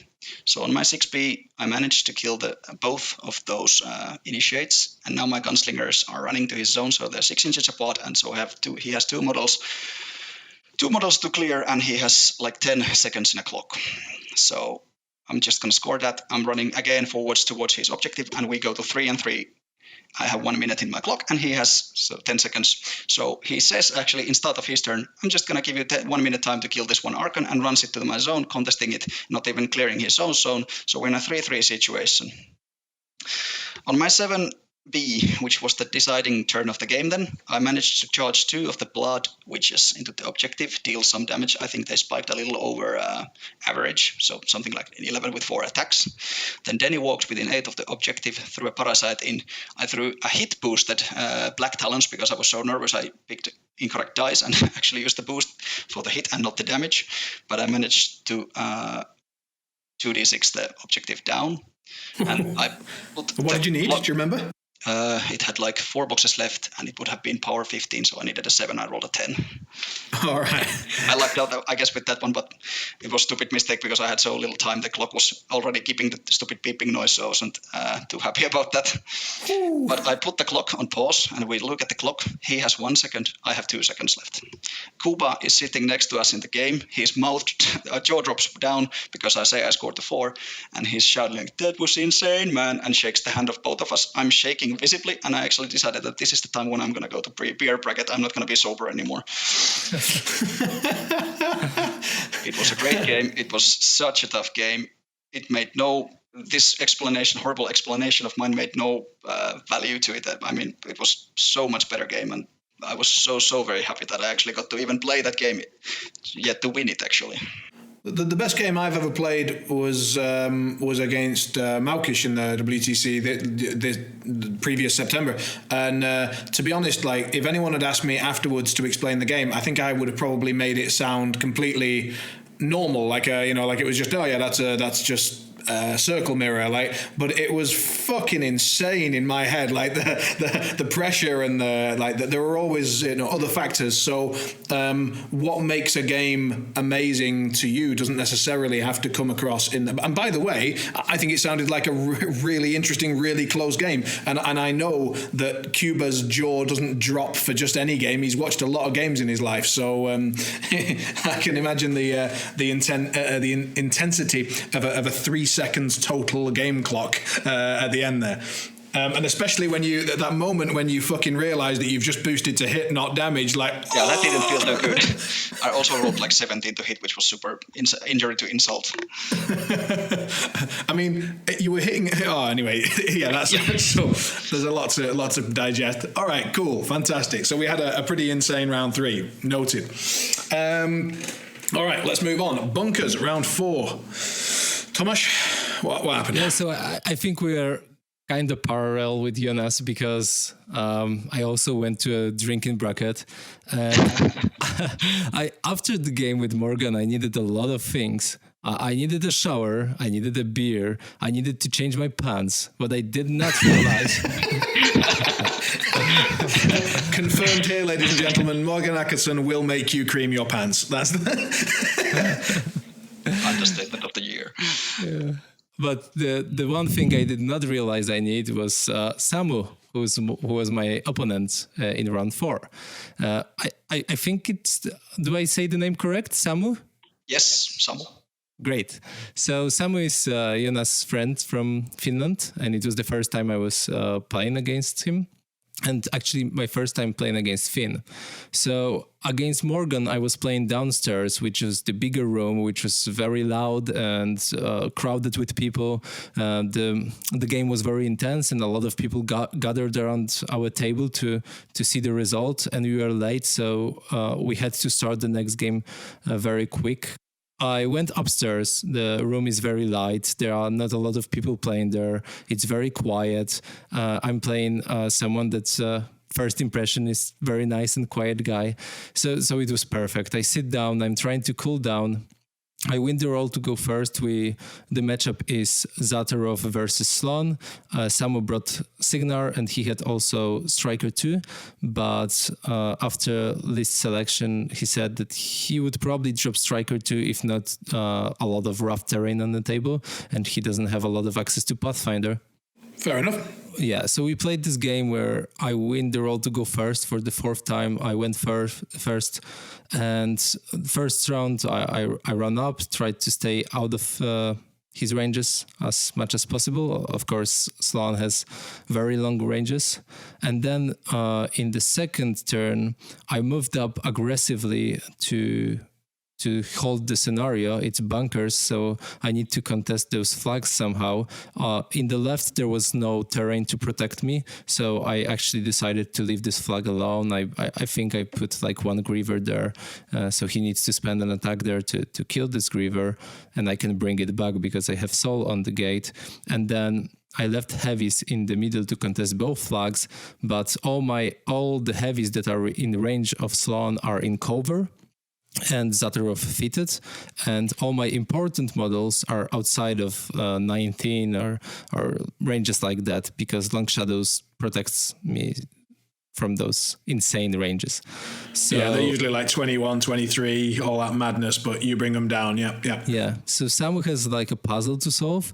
He said he don't want to fit this turn really, because he feels like he cannot do a lot of work, but at the same time, if he doesn't fit now, the fit won't be probably relevant, because the next turn I'm going in and I'm going to charge some models. I'm going to take over scenario. So he decides to fit. I think he removed a heavy from my side. He removed the Griever, and he did some damage to my snake and some of my things, but I was able to jump around, so the damage wasn't that bad. He scored his zone and the flag with the Griever. I scored my zone, and then in return I'm moving my heavies. I tried to get some Minutemans. I tried to get something into combat, whatever it is.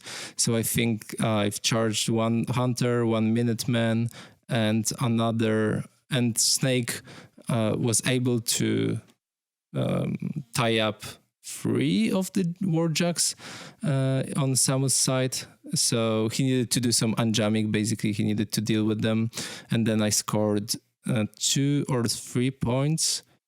I think it was 3 points, 2 flags and my zone, and I gave a point to Samu. So how it looks now is I'm winning a bit on scenario. We both weighted our fits, and everything is in Samu's ranges now, except my Warlock or Master, but his power output isn't as strong anymore, so he might not be able to deal with those things. Mm-hmm. So he dealt with the things that are at his face in his zone. He didn't manage to remove one heavy that was far up the table, but not close to his stuff. He moved very... So he moved all his Warjacks away of his zone to stay out of my threat ranges, and then 1 Minuteman jumped into my zone to contest my zone. What Samu did not realize, he left his zone. There was no Warjack in his zone or Sloan. It was empty, so he wouldn't score his zone. He contested mine, he wouldn't score his. And so the scenario, I think he did not score any point in this round, and that allowed me to score to 5 up in my round. I needed to go all in basically, but it wasn't very risky. It was like kill 1 Hunter and remove a Minuteman from my zone, and that's it, I think. And of course run solos to the flag, and I managed to do it, and I take the game on scenario. Right. So it was. What a surprise! The headline is Sloan loses on scenario, but even so, it's interesting to hear how she loses on scenario every time, even if I honestly, I'm just delighted every time, because when I was playing, it was Sloan shoots everything Legion has to death horribly and has so many shots left over that she doesn't know what to do with them, so she just shoots some nearby trees, like. So when I hear that Sloan loses, I'm always delighted. Yeah, I think she brings some negative play experience to the table, and I've heard some rumors that they might change her just because, not because she's too strong or something, but she's just very different and very negative and boring, and she's kind of like War Machine 40k in some sense. Yeah. Well, aren't they working on that at the moment? It was rumored. It's not like confirmed. No. I mean, aren't they working on War Machine 40k? Like, isn't that the new game that they're bringing out? Warcaster 5000. Yeah. Warcaster. War Machine 40k. Yeah, but in reality, it's supposed to be a skirmish game, War Machine skirmish, something like that. I think with cards. So it's not. Oh, they're going smaller scale, are they? Yes. I think they said it initially. Huh. All right. Interesting. All right. So that was. Bunkers round 4. So on to back to Joonas, and you said that this was the second best or one of the best 2 games you played. So I imagine you've got you've got some notes again. So I'll let you get into it. Just tell us what happened, run it down. Yeah, okay. So first things first, I think we walked basically hand in hand with Tomas this tournament, because also I was lifted up to the upper rooms, which were fresh air, not too much noise and stuff like that. So it was fine. My head was still steaming. I couldn't concentrate on anything smart for a while, but luckily I had like 5 to 10 minute pause before the next game. And naturally I got Kuba. So I got the second Protectorate player of the team Moonin, that took the championship back home, which naturally I was super delighted to play him, but I was not sure if I'm super delighted to play another grind versus Protectorate of Menet in a row. It's always a pleasure to play against Kuba, but also maybe give it a break. Yeah, it's okay. It's true. So he had his Harbinger list and he had Vindictus list, and his Harbinger list had like 4 jacks. So I would have kind of wanted to drop the Denny there, but I felt like, also most likely because I was slightly exhausted at that point, I felt like I cannot prevent healing enough. Only 1 void. It's only like 12-inch bubble I can prevent healing. That's not enough. Scar's Harbinger's going to heal anything, so I dropped Scar. The good thing is that Scar is actually quite good versus Vindictus's feat, because the Stalkers can walk and jump and hit far away, even though the feat prevents from charging. So I ended up being lucky with that. Naturally, he wanted to roll to go first, so I selected the side in which one of the flags is just behind an obstruction, so I can stand behind the obstruction and contest the flag without coming to show my face. And on the central flag, there's a cloud, and the cloud ends on my side, so I can stay out of 4 of the cloud, so he cannot see with at least everything through the cloud, and I can again do meaningful contesting there. So the game is rather simple. His first turn, naturally before the game, he prays one of the Stalkers, most right one, with the Idrians he had on the list. So okay, let's go briefly. His list had Idrians, 2 Archons, 2 Mounted Paladins, Hand of Silence, 2 Sanctifiers, Vilmon, and I think he had some solos, Book, and maybe Hermit. Can't remember exactly. But a lot of stuff that's kind of annoying to get rid of, if you could say so. So he runs forwards, admonitions one of the Sanctifiers, spreading his Archons on different ends of his zone, which I'm actually kind of happy about. So I run to edge of his threat ranges, even with that, what's it called? The speed buff of his True Path, I think. So I do that and walk one of the Stalkers behind that obstruction I was just talking about. So I was contesting the flag already, if he's coming through. Something unexpected happens, and Kuba, Fitz, walks forwards, shoots some stuff, not really charging anywhere, just staying out of my walking threat, giving me something. So, instance, if I cast Death Ride, so the Wraith Engines can walk 8 inches and hit up to 10, so I'm going to get something, but I'm not going to get too much. And he's not doing too many attacks, so he's basically giving me the clock pressure. On the left flank, he's walking his Mounted Paladin to hit the Stalker that was behind the obstruction, and he hit it once, not breaking anything, but doing some damage in it. I think he rolled like super bad damage roll with the weapon, must have hit and missed with the horse. So again, luck for me. On my turn, Scar feeds. I feed just about everything. I think I had, after feed, I had 2 hitboxes. I just healed myself as much as I could, casting Dark Guidance and camping 1 or 2, because I realized he doesn't have too many weapons that he can actually shoot me with. So Scar is still very, very afraid of her existence in my zone. Few Bane Warriors charge through the Wraith Engine that's next to objective, dismounting what's the dude called? Mounted Paladin. What's the guy's name? I don't actually know what's the Champion of the Order of the Wall. Yeah, that guy.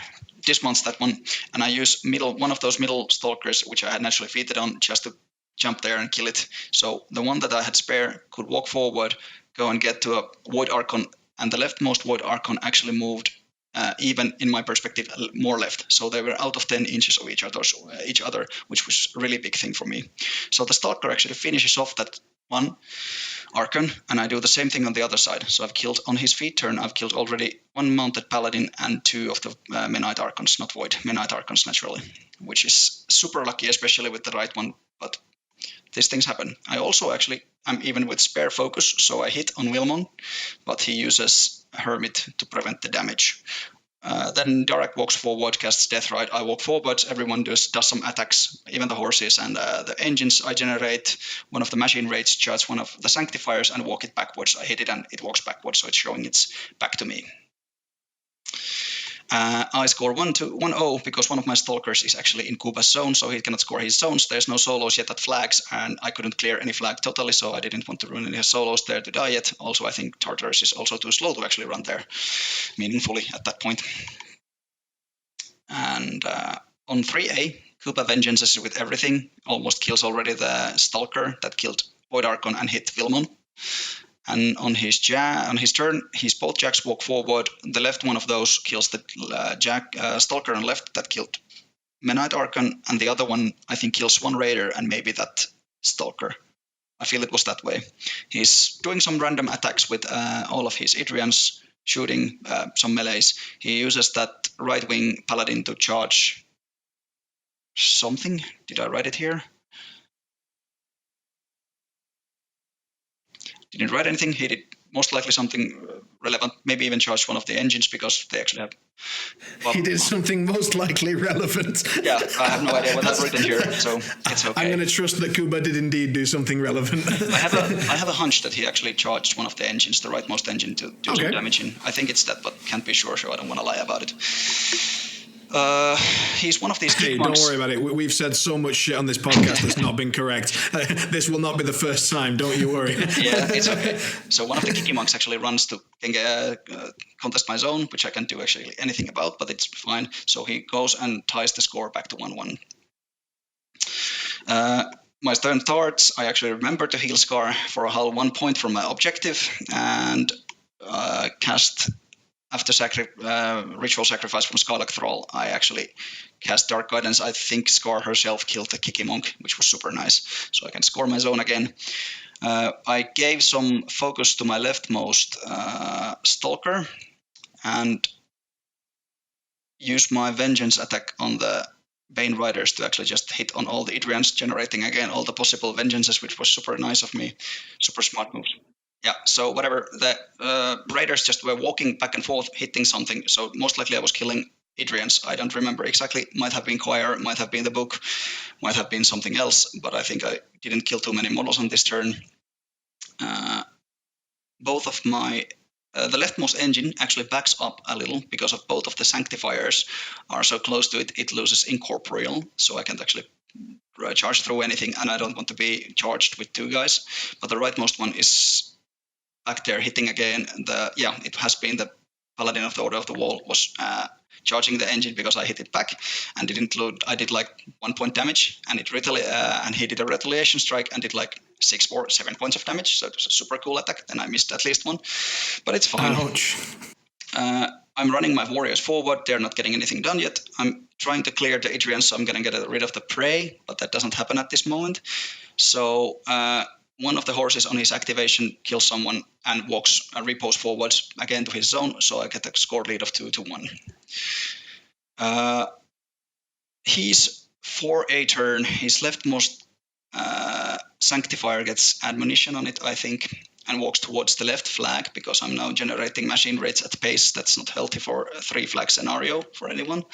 And he's trying to kill a Stalker that's there. So he uses 3 focus to boost 3.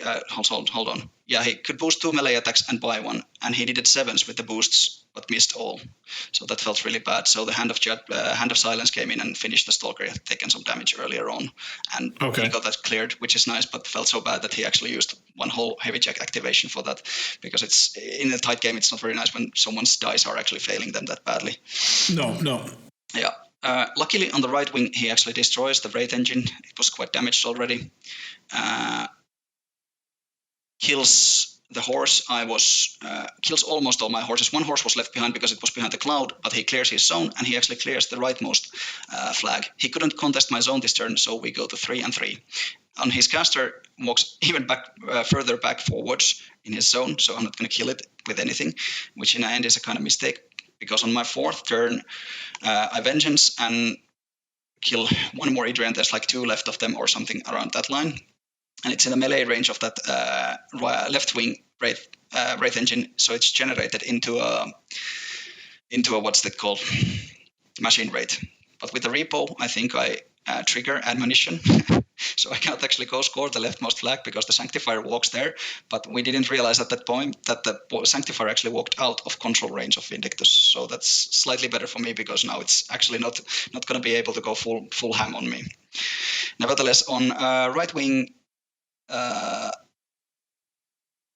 I run a warrior to contest the zone. What's it called? Flag.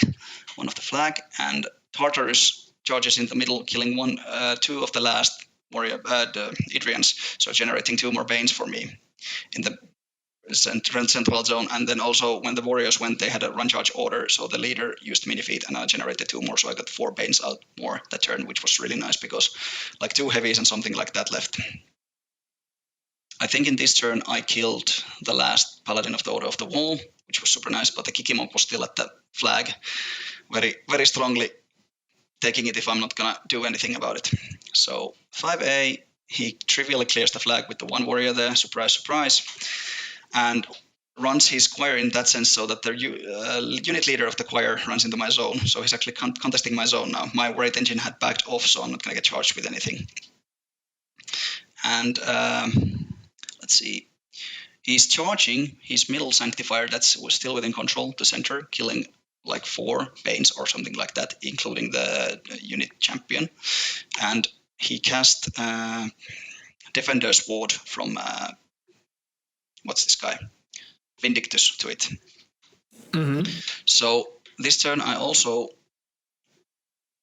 Did I miswrite something? Yeah, okay, no I didn't. Sorry, last turn. The last thing I did last turn because I couldn't go actually contest the score the leftmost flag, I ran that machine right behind the objective to be, again, behind the obstruction to be ready to score the zone if he lets me do it, but he didn't. So on this turn, he clears most of my Banes in the middle, his Kikimonk clears the flag, he clears his zone, so he's scoring again 2 and running one of those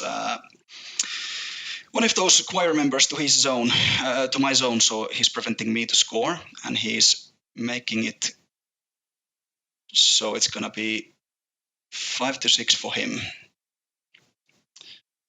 And 5B, I just cast Dark Guidance with Scar and use some. I think I. Hold on, what's the trees here? Sorry, I forgot already what I read. Don't worry about it. Don't worry about it. Yeah, so okay, in this situation, on this turn, I cast the Dark Guidance, I killed the choir member with, I don't know which one, maybe it couldn't have been that. Yeah, it was Darek charged it and killed it. So I got one of those things off and it reported back forwards. Then 3 of the remaining warriors charged that Defender's Warded Sanctifier, and I lucked out here hard. I did a lot of damage to it. It was really in a busted shape, which meant that my Wraith Engine could charge in and finish it off, which was super great. I tried charging off that leftmost Sanctifier with the Wraith Engine to walk it off, but it still had I don't know how, but it reads here that it had its admonition on. So it when I charged before I'm doing my charge attack, the admonition triggers, so I actually walked through the machine Wraith behind it, so I stayed incorporeal, but he was again out of the charge range and out of his control range for Vindictus, and the leftmost flag stayed cleared. Okay. And I score 2 points, so I'm going to clear most likely the central flag with Dorak walking there, and then I'm going to clear my zone, and there's again someone running to contest the rightmost flag, and maybe one of the warriors or someone had to run to his zone. And 6A, Vindictus clears his own zone, Machine Wraith, that's a Machine Wraith, it's a warrior in his zone, yeah, warrior in his zone, and kills that Machine Wraith on the left flag, preventing me from scoring that flag. Then he runs again one of the choir members to my zone, preventing me from doing that. And he's going to score 1 more than me, so it's going to go 6-7. Yeah, I scored up to 6-6, so we were even, and he's going to score 1 more than I do. I didn't have anyone on the flag naturally at this point. So 6B, okay. Now Dara comes in, clears the flag, but I didn't repo actually to the flag, so I failed greatly with that. One leftover warrior walks just in front of Scar, so I used Scar Bomb to the monk on the right flag and killed it. He did it tough, which was super lucky for me, and I ran one of the warriors to that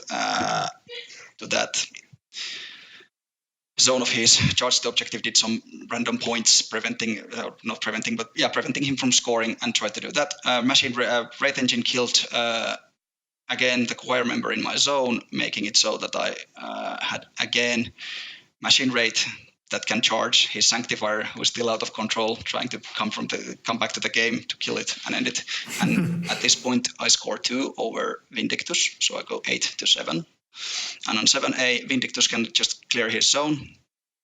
And it says, I ran a Skarlak Thrall to the mid flag, which was scoring it for me. So that's the 2 points for me. Oh, okay. Oh, and 7A, Vindictus clears his zone, the warrior, and shoots some spell, can't remember which one, to the Skarlak. But he doesn't boost the damage, and Skarlak is left alive with 1 box. And that he runs again his choir in such a manner that he's contesting my zone and the middle flag. So on 7B, I had to kill 2 choir members, and I win the game 8-11. And on this time, I had 11 seconds on my clock. And Kuba? That I cannot remember. This was super hazy. I actually asked Kuba how the game went, and he said he doesn't remember either. This was, again, such a nail-biter. It sounds I was in a good state, but I made some stupid mistakes, like not using Darak to take the flag. And I think initially, after I got both of his Archons and one of his Paladins, he played like a lot better than I did. So in a sense, it was so close that he could have won it easily. There was a discussion. My Finnish friends who were there, had a discussion about that in War Machine spam we have in WhatsApp. They were taking pictures, and I was reading them afterwards. So it were saying that Joonas not going to pull this off. His head is going to break here now. He's not going to pull this off. Fucking faith, they got the faith in you there, haven't they? I think the guy was just super sad because I was managing so well, and he had started like maybe 0-3 with the tournament. Also, we know about the Kuha prize, so. I saw the ending of this game and I thought there's no way you're going to lose with this overwhelming attrition lead, but then someone pointed out your clock and it was very exciting to watch whether you will manage to close the game with this clock you had available or not. But something you said about Kuba is very true, very interesting, and something you learn when you get to know him and when you get to play versus him, which is the bigger mistake he makes early on, the harder you punish him early, the harder he will punch back. He plays from behind like no one else I've ever seen. He's a scrambler, like he can scramble anything. Like. And I felt that also. I have to say in honor of Kuba that he was living the game to the maximum. He was very disappointed. I could clearly see it afterwards. And it sounds like he had a couple of rough bits of dice there, like not toughing. Like I had a really good luck in a sense. But let's say like 1 minute or 2 minutes after the game, he was just perfect gentleman. He was congratulating me very much and wishing me the best luck. So I think I thoroughly enjoyed the game. So I think these two games were like perfect War Machine games. They were tough. They were not. You couldn't tell which one's winning until the 7B actually. That's amazing. No, I'm always pleased to hear about those. Like, I mean, these are some of the moments. Obviously, there's conventions. Some of the moments that make the convention for you are the social elements, right? You know, you remember the jokes or the stories or the we had a great meal, this and that. But sometimes it's just these types of games where they just light up and they make the convention feel. And I actually had to really apologize to everyone listening to this because I think my ramblings are kind of random and confusing at the moment. But I have no idea how this went. Well, what surprised me is that you I think you may have thrown yourself off with your own notes. Like when I describe games just from the best of my memory, yes, I'm much more likely to make mistakes and I'll say shit that's wrong. Like, oh yeah, I charged this, and someone later on will tell me, no, you didn't. You charged that. I was like, oh yeah, bollocks. But it I always remember my uncle at this point, and he always says, never let the truth get in the way of a good story. True that.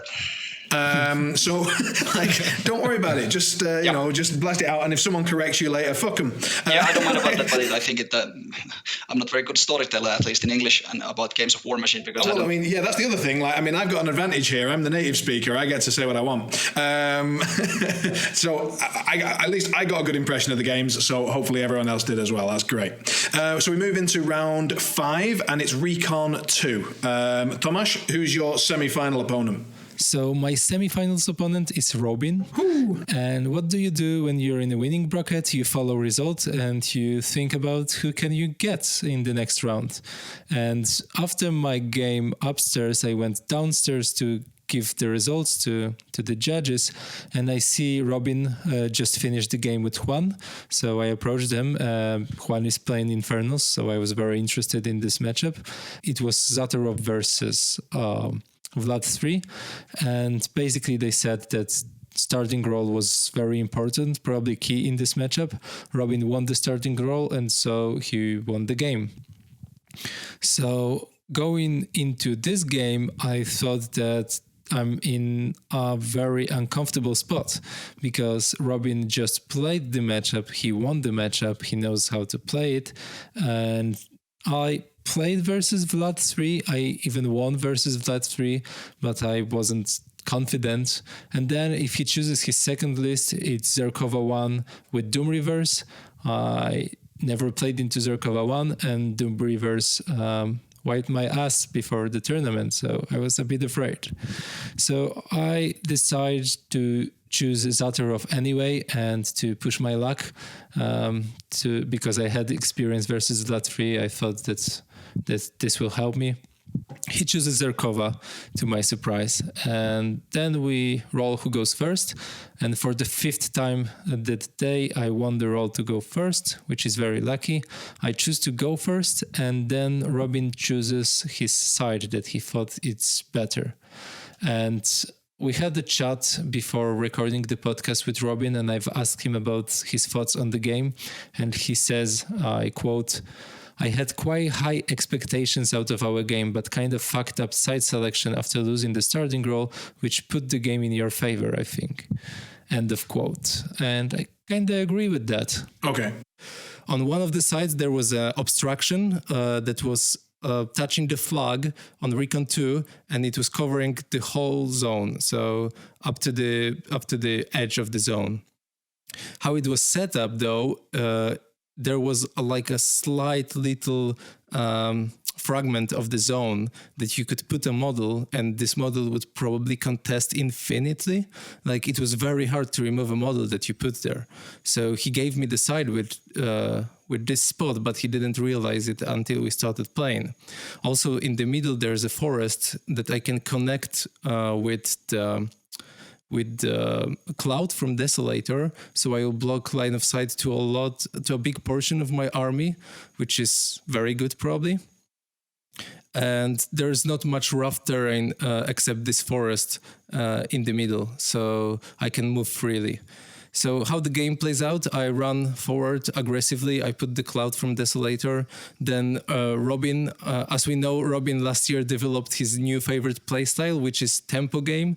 So Robin just runs everything forward up at my face, and Zerkova fits. It's Zerkova 1, so her fit is ball boosting, like you cannot do anything. That's her fit, basically. Cannot run, charge, receive orders, cast spells, shoot, or something like this. I think you can cast spells, but you cannot do anything else. So I try to again connect the forest with the cloud to protect some of my stuff. I put some models to the zone to don't let Robin score 5 in one turn, and I fit. Then Robin goes in, and here's the moment when Robin realizes he fucked the side choice, because I've put Griever Swarms in the zone, and 2 Grievers were in the spot I've described previously. So the problem Robin is having is he can kill those Grievers with Doom Reavers, but in order to get line of sight, he needs to run those Doom Reavers around this obstruction. And if he runs the Doom Reavers there, they are in line of sight of the Grievers that can shoot them, right? So that's the big problem. So Robin scores, I think, 1 point this turn. He realizes his mistake, and he sets up Void Archon to be able to clean this spot next turn and to go there and just take over this spot. So in my turn, I try to do some work, and the work is not very important. I will kill few of the Doom Reavers and try to stay out of, not let Robin charge with every single model in his army into my army. He would just just charge with 2-3 Doom Reavers at a time and do some work, cheap damage basically, and I would protect myself with the Cloud. So the right zone was really important. Void Archon appears there, cleans things that were there. Robin scores, I think, 3 points that turn. Scenario becomes a trouble, but I send a Desolator with some rerolls and with some help to kill the Void Archon that was there. I Rites of Torment myself into this spot, and Robin is having now a big trouble because it's not Grievers anymore there. It's a heavy that can move around the building, spray things, and Rites of Torment back to this spot and actually score this zone. So we fight back and forth, but Robin is losing a lot of Doom Reavers, and I'm losing some boxes or maybe light that I will bring back. And a Scenario, he cannot really push as hard as he would like to win on Scenario. And eventually Robin is left with 2 Warjacks and I think 2 Doom Reavers, and I have like 5 Heavies or 6. So at this point I just run towards those Heavies to remove them and to score some points to win before 7 turn clicks and before the end of the game. And this is how it ends. I win on Scenario on 7th turn. Oh, I mean, have I... Infernals, when I started playing them in the CID, when they were first getting released in the ID, it just seemed like they could never possibly lose if a game went to the 7th turn, right? Because they've just got an unlimited amount of Heavies, which at the time were also live missiles. How much has that changed? How much is it that you feel it with Infernals, like, oh, I've reached round 7, so I've probably won? Is that still the case or not at all? Well, it depends, right? There are many factors in play, like what do you play versus Infernals? How do you play versus them? But I would say there is a sweet spot in time when you want to start fighting versus Infernals, and that is as early as possible, but scoring needs to start. So when Scenario becomes relevant, and then you can pressure them through Scenario, so they need to send their pieces in places where they don't want those pieces to be, maybe outside of their control range, protective auras, outside of Gates aura, and things like that. So then you can focus your forces to kill in one spot a Heavy or 2 a turn, and then you are never letting them build up this overwhelming attrition value. And if you go to 7, it will be kinda even. So I had games where exactly that happened, but I also had games where my opponent let me build up.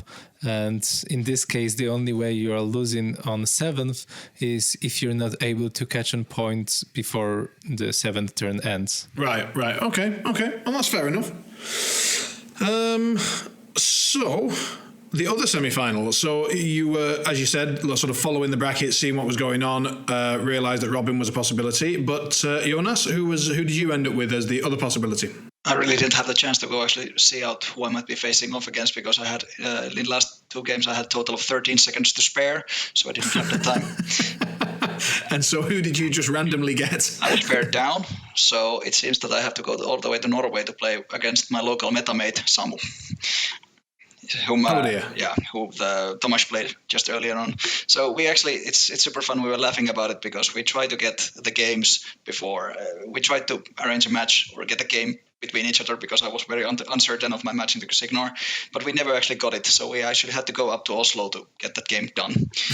So it ended up being so I dropped P. Denny and he chose Striker. I was terrified of that Sloan list, and I just hoped with the terrain that the map had, there was a lot of what is called walls. Rough terrain? There was a rough terrain, rubble, and walls, a lot of that stuff. So I had a lot of cover with defense 20. I'm going to even start dodging some of the hunter shots and minuteman shots and whatnot. So I really had my hopes up that he's just going to run out of the quality shots he needs to actually deal with me. And then I'm just going to go and feed on, stand behind the forest that there is in the nearly center of the table. So I'm just going to try and wither that one out. But he actually dropped Striker 2, which was not something I was too happy about at the start. So his Striker 2 list is double unit, 2 units of Storm Lances, 1 unit of Storm Blades with, I think it had like 1 or 2 of the Priests, 1 Stormclad, 1 Lancer, Acosta, and something small, not too much, maybe Firefly, yeah. and he won the role to go first. So I was dead sure, damn it, I'm not going to go to finals. I'm going to lose a pair down because he's going to go first. He threatens further away than me. I can defeat and run and stuff like that. And he runs hard on the board. Takes a lot of board space with the cavalry units. Naturally, the Stoneblades are following later on, but nevertheless, they're quite far in the board. So my only plan is that I actually sacrifice one of my chickens to apply Crippling Grasp to the leftmost unit of the Storm Lances, so they are at least slightly slower than they would otherwise be, and spread my dudes as much as I can, especially on the right wing of the table. I was really strict that I wanted to spread so that the Electroleaps are not going to kill off my dudes. Nevertheless, it happens what it happens, so Striker 2 goes and Fitz casts 2 positive charged, so Lancer runs to right and Stormclad to right end. And after all that, he actually left me with both units having more than half of the Satuxes alive. I don't know what happened, but he missed few critical 7s, and he used out of 2 units of the Storm Lances, he used 6 models to run, not charge, so he was getting quite a few attacks. And those 2 that ran on the right, 2 of those that ran on the right side went in with what's the new horse solo that gives +2 strength for the next melee attack? It's Caber Throne? Yeah, Throne gave that to that unit, so they tried to kill Void Archon before I could do anything, and even failed that with positive charge and the strength buff. I was left with 2 boxes on Void Archon. Ooh. Yeah, unlucky. So next turn, I'm super happy. I'm actually in the game. I can do stuff. I feed. I'm so happy that I forget to allocate any focus to my Charybdis, which is super cool at this point of the game. I cast Parasite on right unit because there's 2 lances that I did not get to defeat, but the Satuxis Raiders clear them easily because, well, mat 8 when they have gang. And on left side, I ambushed my Blood Witches and they charged and destroyed that Lancer. And also on that turn, I'm sorry Samu, I'm going to tell this in the podcast. So on his turn, I killed 10 Storm Lances, 2 Storm Blades, Stormclad, and Lancer. And everything else that he had left was basically in my feet, except for Striker, which I kept healthy 17 inches from my caster. And from basically that on, it was just slow claim that I just prevented him from scoring and scored as much as I could. And the game ended 11-6 for me. Ouch. Yeah. That is a turn. After 2 sets of high caliber or high end games where we grind to 7B to win, this feels like it's dirty and it's cheap, especially considering the other player. But hey, dice happen and Pete and it happens. Right. Fucking hell. Okay, well, I mean, it's good that you got your game in, even if you had to, as you say, travel to Oslo to get it, rather than down the road. Those were really expensive scenario points. Anyway, you got the experience. What the hell? Nice stuff. All right, cool. And that brings us to the inevitable finals between the 2 of you. Good news is that means we only have to do 1 more battle report. Bad news is you can fact check each other. So let's have a quick chat about how you felt going into the matchup. So had you ever played against each other before? Nope, we met first time, I think. Yes. Okay. And did you sort of have any opinions on Infernals versus Cryx, or Cryx versus Infernals, or? I had frankly no idea what to expect. I think I said to Thomas that this is going to be my 4th game ever versus Infernals. I read the rules, but I also knew that the Infernal Warcaster thing is what they called, have quite a lot of special rules, and their horrors have a lot of special jank they can do with. So I had a healthy respect for them, but I was also kind of sure that I'm not going to remember everything. So I just tried to play. Especially, it's almost getting I think it's something almost 11 o'clock in the evening. So I was trying to force this to be a quick game. So I'm going to drop P-Scar. I'm not going to give you any souls. And I'm going to have the hitting power to take everything off the table when I need to. Okay. And Infernals going into Cryx. I'm guessing, had you played against Cryx at all? Yeah, I've played a lot into Cryx actually with Infernals, but I've never played into this kind of Cryx. I've played into Black Industries and all the Slayers. So my thoughts were, it's kind of opposite. So Joonas has not a lot, but a recent experience in the matchup and doesn't know the faction well. Well, I know his faction very well, but I've never played the matchup. So I'm kind of afraid because in theory, everything that's very fast and can alpha hard is probably good into Infernals. trading stalkers versus heavies is probably good. And then another thought was winning starting role feels almost too important for this game. Like it feels like whoever wins the role is probably going to win the game, which is never something that makes you comfortable. No, it's not a very positive play experience. Right. Yeah, and then I had a difficult time choosing my list because on one side I have a master which has a lot of armor and can take punch from Scar and maybe punch back, but that's kind of risky. I have no idea if I can actually survive her alpha, and my threat ranges are shorter even with the feat of Amadamos that gives +2 speed. And on the other hand, I have Zatarov, which has actually same or even longer threat ranges than Scar, but her feat is kind of irrelevant. It's +3 defense, and Scar has Dark Guidance on top of already accurate models. Also, Zatarov has Rebuke, which is kind of good because I can slow cavalry down and focus my attacks on things that are doing actual work. So none of the choice felt great, but eventually I felt Zatarov will be better. Okay, so we hit King of the Hill. How are we feeling about King of the Hill? Good, bad?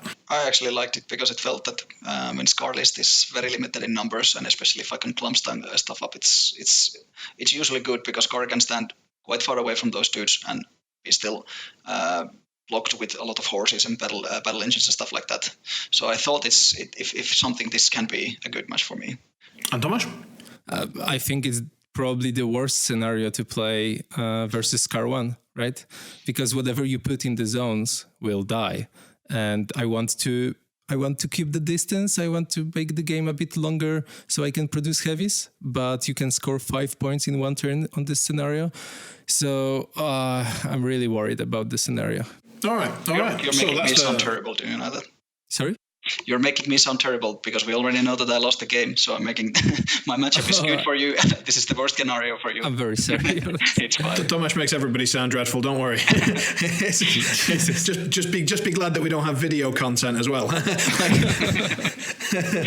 At least they can only hear your trousers coming down. It's not the actual visuals. Yeah. So we move into the finals. Ouch. And tell me, how does it play out? So maybe let's start with who won the role, because that apparently I did. You won it. Okay, and did you choose to go first? I got everything I needed. So I chose to go first, naturally. And just let's go turn by turn. So you tell me your turn, Thomas tells me his. We don't need, just go for it. Okay, so let's take the picture. So there's basically, I deployed very symmetrically engines on the sides, all the cavalry in the middle, and the warriors behind them and stuff like that. So my first turn I go and do the death rite, charge and run forwards to threaten again the temple, the gateway, just out of 12, except with one Bane Rider. So if he shoots me, I get the vengeance. I'm just going to give him the infamous Kuha trap. Also, all the stalkers are running forwards, and one of the stalkers is running to my zone, so I'm going to leave him there to be scoring piece for me and let him stay there. And there's rubble on my side of Tomas's zone, so I'll run one of the stalkers there. Okay, Tomas? So for me, my thoughts were, I cannot really fight Scar frontally, right? If I try to just pick a fight, I will lose it. So if in deployment, I deployed heavies on my right side. There was one heavy on the left, kind of in the middle, and two heavies in the right. And I would summon a heavy in the right side. So I wanted to take over one flank and to take alpha from just one flank. And then I deployed Griever Swarms in the left side, so I can just run to the zone and contest, hopefully infinitely. But I don't expect this game to go that long. And another important thing for me was to deploy my arc node behind the gate, so I can actually TK it from the gate 2 inches forward to threat rebuke further. So my round one is as follows. I run my arc node. I put a rebuke on the cavalry unit. That's one guy went a bit probably too far.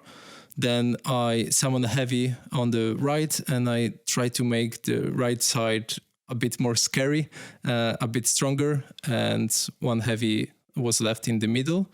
And then I know that I cannot really stay out of threat, because I will too much board space for Joonas.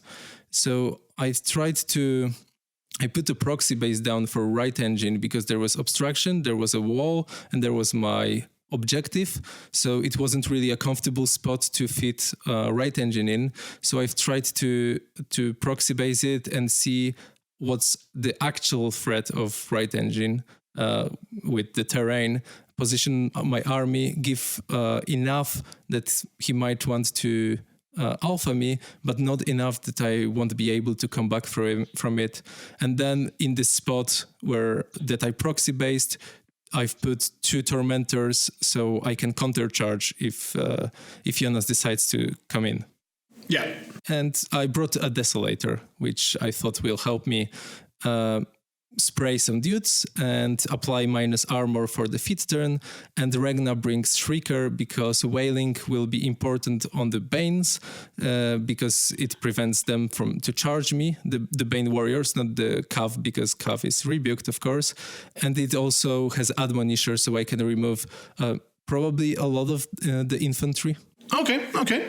And then we move into the top of 2. Yeah, okay, so let's go first through some things I'm thinking. So it's almost midnight at the night. We've been playing basically over 12 hours straight with few lunches, few foods between. I want to end up the game quickly, so I'm just going to be on the pedal and put more pressure, hoping that I'm going to get to Satharoth because I figured out that it's going to happen. So I'm going to feed. I feed all my engines, all my stalkers, Tartarus, myself, Derek, and something like that. Derek walks forward, casts Deathrite, so I can charge the objective, the gate.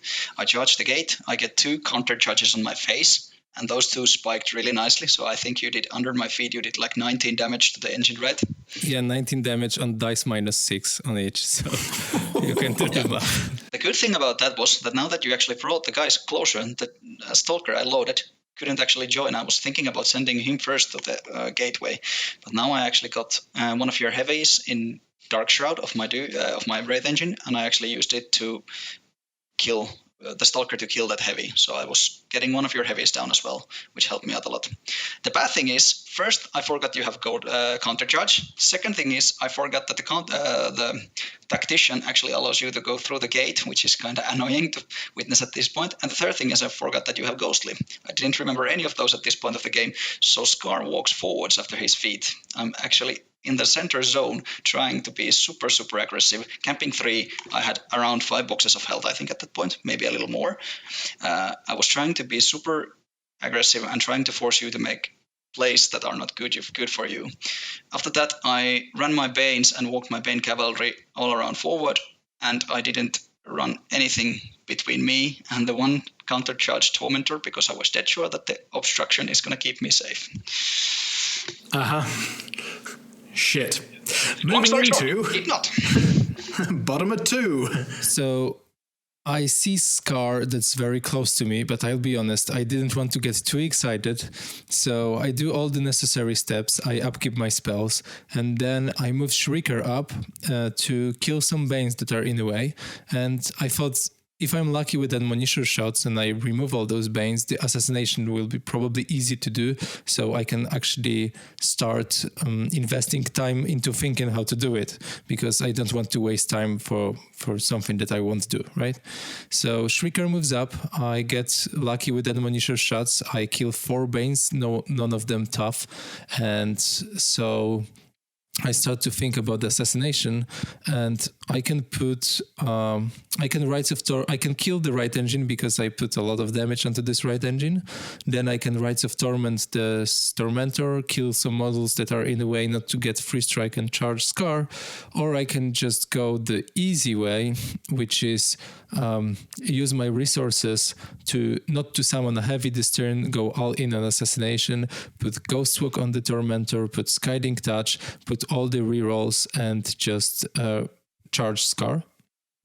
So I decided that I could also trigger Rites of Torment to get the Desolator to Scar and apply -2 armor.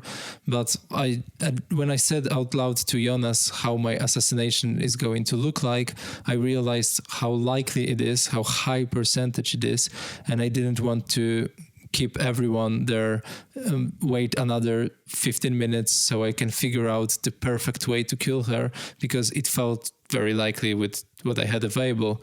So I just move Zatarov and give Skyding Touch and Ghostwalk to the Tormentor.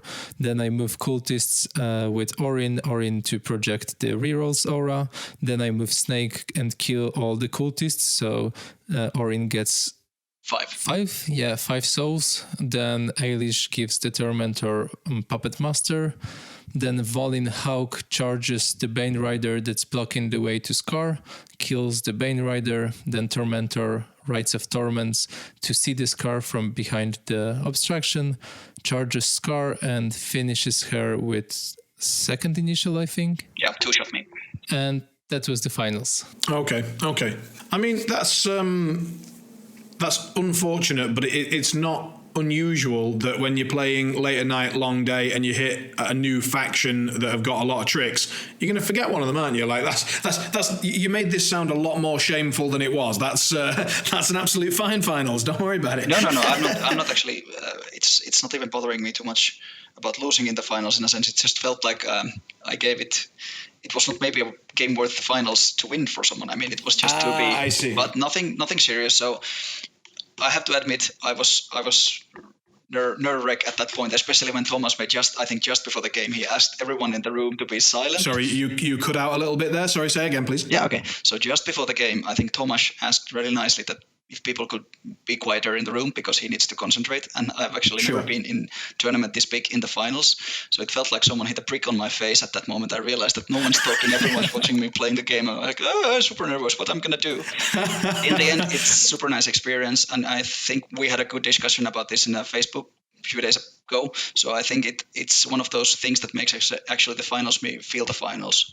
I think I had the correct game plan. I could have just been a lot more smart about it. I should have just walked like sideways away, and I still could have applied the same pressure and made Thomas actually work a lot for killing most of my stuff. Especially the Wraith Engine on the right was nearly untouchable at that point, I think.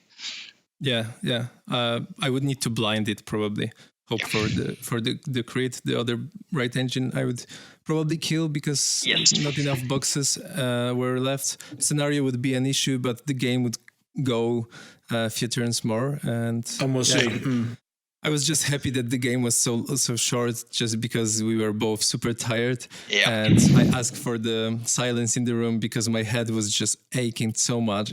I was like in pain, and also when people around the table chat, and it doesn't feel like a finals, like sometimes people comment on the game and then that gives players some ideas that can help players, and I don't like that. It always ruins the experience. And when you ask for silence, everyone has nothing to do except to watch the finals. And as I said in the Facebook, it feels like a fucking finals. Yeah, and I think you did the correct move there. I in the end, I think that's one of the things that's really worthwhile. Even I'm not sure if I'm ever going to be in a top of a tournament ever again. It's never a certainty, but it's so good. I think in most finals of big events, two things should happen. One, a judge should be there for the entire game. Two, people should shut the hell up. That's just my opinion. But when there's only one game that matters, I think there's no reason that a judge shouldn't be there the whole time, and that can just make everybody feel more at ease. We all know that there's always a judge there. We don't have to call for one. The clock issues are nice and clean, scoring's clean, everything's perfect. And if everyone shuts the hell up, then we can sit down and enjoy the finals. So I'm glad that you had something like that of an experience. Not necessarily the judge thing, that's just my idea, but the people quiet the hell down. Cool, right, wonderful. Well, that was ConQuest, ladies and gents. That was the Masters, Norwegian Masters in 2020. If you are looking forward to the event for next year, do keep an eye out. It is well advertised. The guys running it do a great job. The whole tournament and convention is fantastic. I can't recommend it enough. And it will almost certainly be next January. That's not been confirmed, but that's what they've done every time so far. So keep your ears open. We've got a couple of bits on upcoming events. Just before we move on to that, a quick plug again for my Twitch channel if I can. So twitch.tv/HonestSci. I do all sorts of computer gaming stuff. So Wednesday is always a chill out stream with some less stressful games. Tuesday, Thursday normally more competitive, and on Mondays often do some progression. So at the minute I'm playing, for example, The Evil Within, which is a horror survival series. So if you want to come and watch me shit myself, that is the place to do it. And I also have a Discord server that's growing quite nicely. So there'll be a link in the post advertising this episode, and it would be an absolute pleasure to see you on there. And that's it. So then, other than that, we've got 2 events coming up War Machine wise. So on the 1st of February, there is the UK Invitationals that's taking place in York. Thanks to Mark Wittenstall for giving me the info on upcoming events. I'm sure if you write to him or any of the UK boys, if you're interested in turning up, they'll give you the info. Or not, it'll almost certainly be on Tiebreak. It's a UK event after all. If you're just interested in following along with the action. On top of that, on February 7th is the Belgian Masters. So another famous one with a lot of hype and amusing graphics. Anything to add? Do you know, is it run by Klaas again? I'm not sure, really. Not sure? All right. So anyway, Belgian Masters is another wonderful event. Not that I have attended myself, but I've heard from numerous people that it's an absolutely cracking event. And I believe there are still spaces available. I've not confirmed that. But if you want to go, get a ticket, get yourself down there and enjoy the Warmer Hordes community. Anything anybody wants to say? A little shout outs, bits and pieces? Sure. Thanks, Verre, and thanks, Joonas, for organizing the thing. It was real nice to be there. Also, thanks to all my opponents. I think I didn't have a single stupid game during the entire weekend, so I think it was a great weekend of playing War Machine. Perfect. And Tomasz? I would like to thank Joonas and Sverre as well, not only for making this event possible, which was great, but also it must have been so hard to keep all the people on track when there are 6 rounds in one day. So you did a fantastic job, guys, and thank you. And another shout out that I would like to make would be to all my opponents. Each of my games were super fun. Each of them were unique in their own way, and I had a blast, so thank you. And also to you, Joonas. For those of you who don't know Joonas is one of the nicest guys I've ever met. Thank you. I didn't have the booze yet. Yeah, and the last shout out would be to Patreon supporters for supporting our podcast, for making it. You got there before me. I was going to jump in with that. So yeah, thank you to all the people who are supporting us on Patreon. It does go towards the editing process, which, as you know, takes a lot of time and effort and skills to do. So Tomasz puts a lot of work into that, and so all that Patreon support does go towards that. Thank you so much. It is really appreciated. Right, that's all for this episode. We'll be back again soon with news on the team tournament from the same event, and then after that maybe we'll cover the winners of the 2 events we just mentioned, i.e. the UK Invitationals or the Belgian Masters. Who knows? We'll see what the future brings. And Polish Team Championship. Oh, and the Polish Team Championship. Holy shit, that's this weekend. That's tomorrow, isn't it? Yep. You luck, mate. I totally forgot to plug that. Do apologise. I'm sure we'll hear about it. Joonas, thanks so much for coming on. Thank you for having me. It's our pleasure, mate. Tomasz, a pleasure as always. Yeah, thank you. Have a great evening, everyone, or whenever the hell you're listening. Take care. Bye.